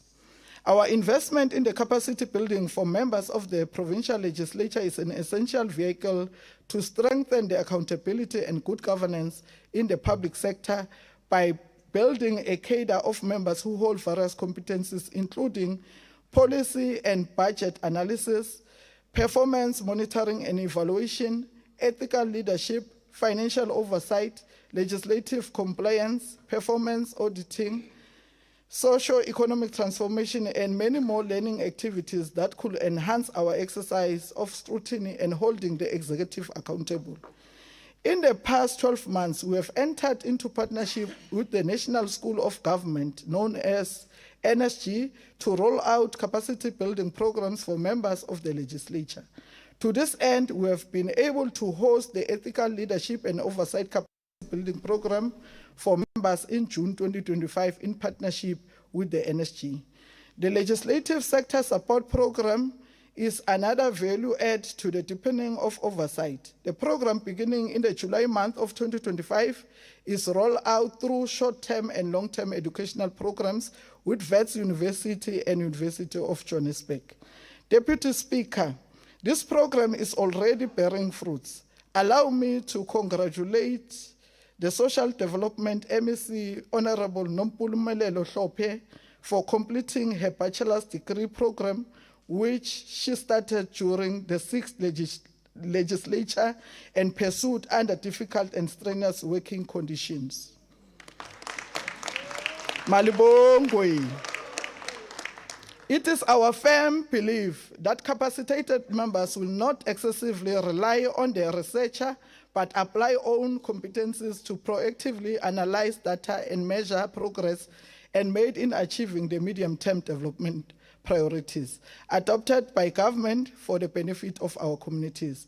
The Mpumalanga Provincial Legislature continues to participate and host different interparliamentary bodies like the National Speakers Forum, the Provincial Speakers Forum, Association of Public Accounts, and the Common Parliamentary Association. The legislature will continue to provide administrative support to the Mpumalanga Provincial Speakers Forum over the next 5 years. South Africa continues to face significant gender challenges in society, but primarily in the labor market, where women are experiencing higher unemployment, lower participation rates, and a greater burden of unpaid care work compared to men. While gender equality is constitutionally enshrined, achieving in practice remains daunting, with issues like gender-based violence and the barriers to economic empowerment persisting despite government efforts and policy frameworks, according to Stats SA. In order to institutionalize gender equality across the provincial departments and local government in Mpumalanga, we have assigned the multi-party Women Caucus to continue with the gender sensitization program. There is a need to create a gender-responsive budget and deepening the gender agenda through provincial and municipal budgets in the province. As a result, the legislature will, through the MPWC, periodically conduct gender-sensitive budgeting assessment for the 2025-2026 financial year. It is our belief that the gender-sensitive budget assessments will address all the disparities between men and women in the province and create an equal society through service. Deputy Speaker, as the globe constantly evolves, we cannot escape the developments in new ways of doing things. The digital age which we find ourselves is characterized by the widespread use of digital technologies, particularly the internet, computers, and mobile devices. It has converted how people communicate, access information, work, and interact with the world. It is literally transformed, shaped economics, societies, and industries. Being part of the global community, we therefore cannot operate in isolation. In our quest to streamline the internal business processes through digitalization to improve efficiency, collaboration, and responsiveness, we will endeavor to build a paperless legislature, thus assisting to achieve an environmentally friendly society. The recently completed revamped legislature chamber system project with paperless conference solution offers a multitude of benefits to members, directly addressing the challenges of traditional debating environments and fostering a more efficient, modern, and accountable business processes. It is also in the built-in instant electronic voting and polling, which accelerates the decision-making process in our chamber. We will therefore continue with the revamp of our committee rooms to ensure that they become paperless and digitized. Moreover, the newly installed chamber system streamlines in-house processes by eliminating the laborious and time-consuming tasks associated with printing, collating, distributing, and managing physical documents. Chamber meeting preparation has since been significantly simplified, and so will be our committee rooms.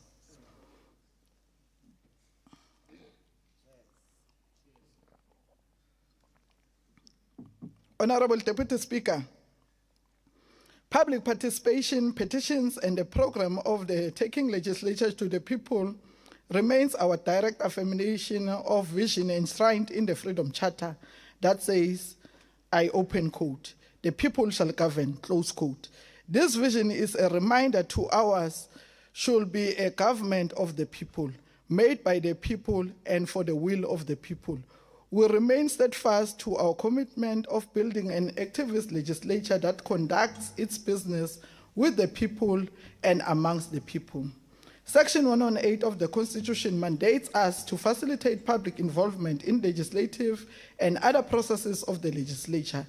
It is therefore our responsibility to ensure that people participate in the lawmaking processes and that they understand and they feel that their voices matter.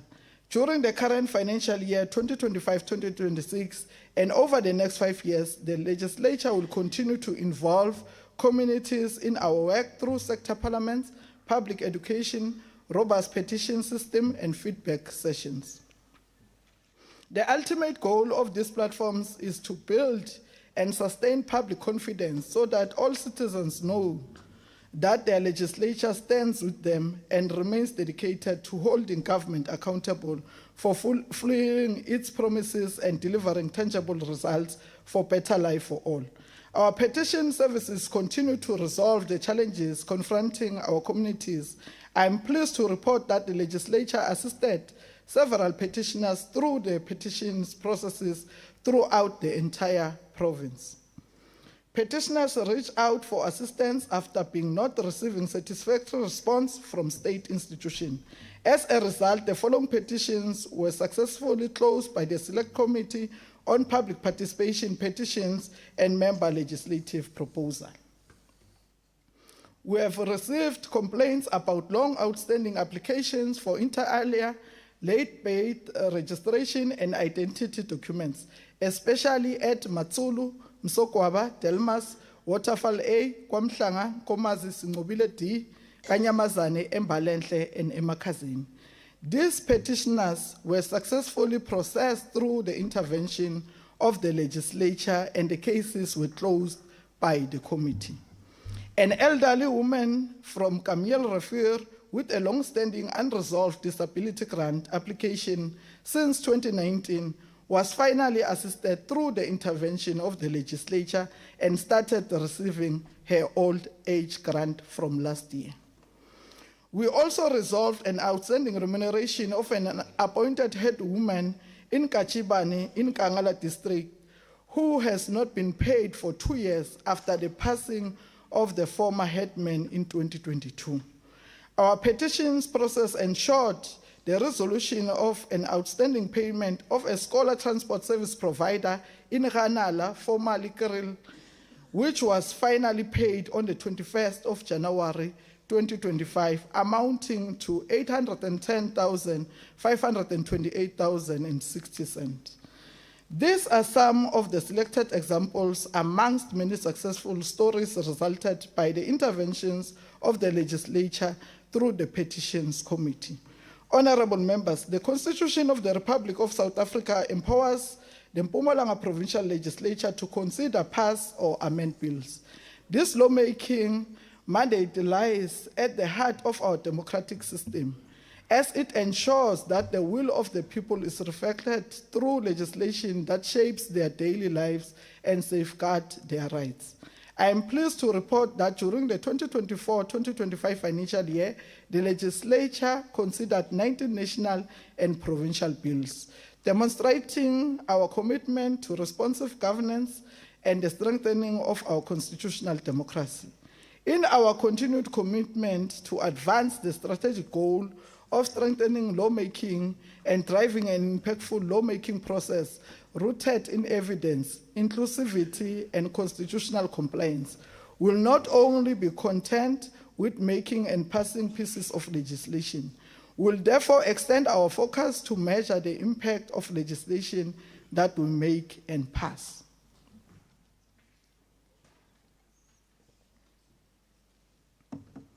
Our people are longing for laws that truly serve their interests and address their plight. We therefore continue to process more provincial and review the Mpumalanga Provincial Legislature Service and Administration Act No. 7 of 2006. Throughout this exercise, we'll remain guided by our constitutional mandate and the rules and orders of the legislature. Distinguished guests, South Africa is a diverse nation. As the legislature, we have a huge responsibility of ensuring nation building. We are a people and endeavors to foster a shared national identity and unity within a country. During the financial year 2024-2025, we shifted our focus to supporting small enterprises and giving a boost to the township economy. As a result, local spaza shops and car washes were supported with required equipment to improve their operations. We have also ensured that we rebuilt a house for a family in Komazi, which was scattered down by fire. This was part of our small contribution in healing the wounds of our people. We'll continue with the nation building and social cohesion program as we seek to enhance people's livelihoods. Honorable members, in an increasing complex financial landscape, effective financial management and budgeting are crucial for individuals and institutions striving for stability and growth. Esteemed guests, financial management involves planning, organizing, directing, and controlling financial activities, while budgeting serves as a strategic tool to allocate resources efficiently. In order to optimize our strategic management and governance system, including financial oversight, we'll sustain a combined assurance model that ensures that Mpumalanga Provincial Legislature remains a leader and shining example on compliance with legislation, sound corporate governance, impactful oversight, management, and administration. Together with our administration, we've adopted a special project called Operation Clean Audit. Our immediate priority is to maintain our clean audit. Over the past 5 years, the Mpumalanga Provincial Legislature has maintained clean audit outcomes from the 2029-2020 to the 2023-2024 financial years. A clean audit for the legislature is an important indicator of performance, as we are expected to lead by example over all state departments and SOEs that we hold accountable. To this end, we have ensured that our financial statements and annual performance reports are free from material misstatements and the internal controls are effective. This audit outcomes has been consistent for the past 5 years in the legislature. Honorable members, the world is under siege from economic and political wars, as the guns are not silent in the Middle East, Eastern Europe, and Asia. The recent wars between Russia and Ukraine and between Israel and Iran are not helping matters in relation to global politics. It is a known fact that South Africa's global political stance is multifaceted, balancing its own development interest with a commitment to the global south and multilateralism. The country actively participates in the various international forums like the UN, BRICS, and the G20, promoting its foreign policy objectives of peace, security, human rights, and sustainable development. South Africa's approach is characterized by a focus on advancing the African agenda and fostering South Africa cooperation, while also seeking constructive engagement with the global north. As a strong advocate for multilateralism and actively participate in the international organization, South Africa is advancing its interests and promotes global cooperation. It is against this background that the country ensures that it navigates the complexities of a changing global order, where power dynamics are shifting and new challenges arise. The world wants peace. We therefore find ourselves in an operational environment characterized by a shrinking budget in the midst of a rising operational cost. Over the past years, the legislature has been placed on a fiscal cliff due to the continued budget reductions. In response to the fiscal challenges, the legislature will continue with financial prudence measures to ensure that we execute our mandate within the allocated budget. Despite that it is insufficient to cater for all activities to their desired levels, we must continue to do more with less in our hands. Honorable Deputy Speaker, the total amount proposed to be appropriated to vote to Mpumalanga Provincial Legislature for the 2025-2026 financial year is 549,137,000 rand and is allocated to the two programs as follows. Program 1, Administration, 236,374,000 rand. Program 2, Parliamentary Business, 254,081,000 rand. Direct charge against the Provincial Revenue Fund, 58,682,000 rand. In conclusion, honorable members, having assumed the position of the Speaker of the Mpumalanga Provincial Legislature on the 17th of July, 2025, notwithstanding that it is for the second time that this august House bestowed me with this huge responsibility, it will be inappropriate of me if I do not extend a special gratitude to the former Speaker, Ms. Lindile Masina, for the sterling job that she has carried through since she assumed office in June 2024. Let me also take this opportunity to thank the Deputy Speaker, presiding officers, and the Chief Whip of the Legislature for their support as I assumed office. My appreciation is further extended to all political parties, leaders in the legislature, and honorable members of the legislature for their mutual support and cooperation. I thank the Premier of Mpumalanga, Mr. Mandla Ndlovu, and my former colleagues, the members of the Executive Council, for their sterling work, making the business of the legislature more effective in line with its constitutional mandate. May I also acknowledge the Secretary to the Legislature, Mr. M.H. Shabangu, management, and the broader legislature staff who continue to render seamless professional administrative support to all honorable members without fail. The level of professionalism and discipline in the legislature is unparalleled. Let us continue to work hand in glove as we build a world-class African legislature. Special thanks are extended to the political support staff in my office for always standing beside me as I navigate the political discourse. Lastly, thank my family, my organization, the African National Congress, its alliance partners, and religious leaders, and many comrades who remain my support and pillar of strength. May God continue to bless you. Deputy Speaker, I therefore table the 2025-2026 policy and budget statement and request this August House to appropriate and approve the amount as proposed.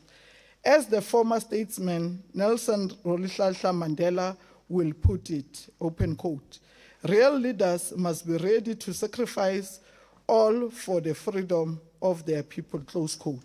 And this is exactly what we as the legislature commit to do for our people. I thank you. Thank you, Honorable. Bogoto.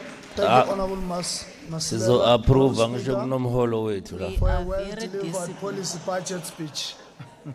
We are very Honorable Speaker, I think she forgot to thank her husband. Order.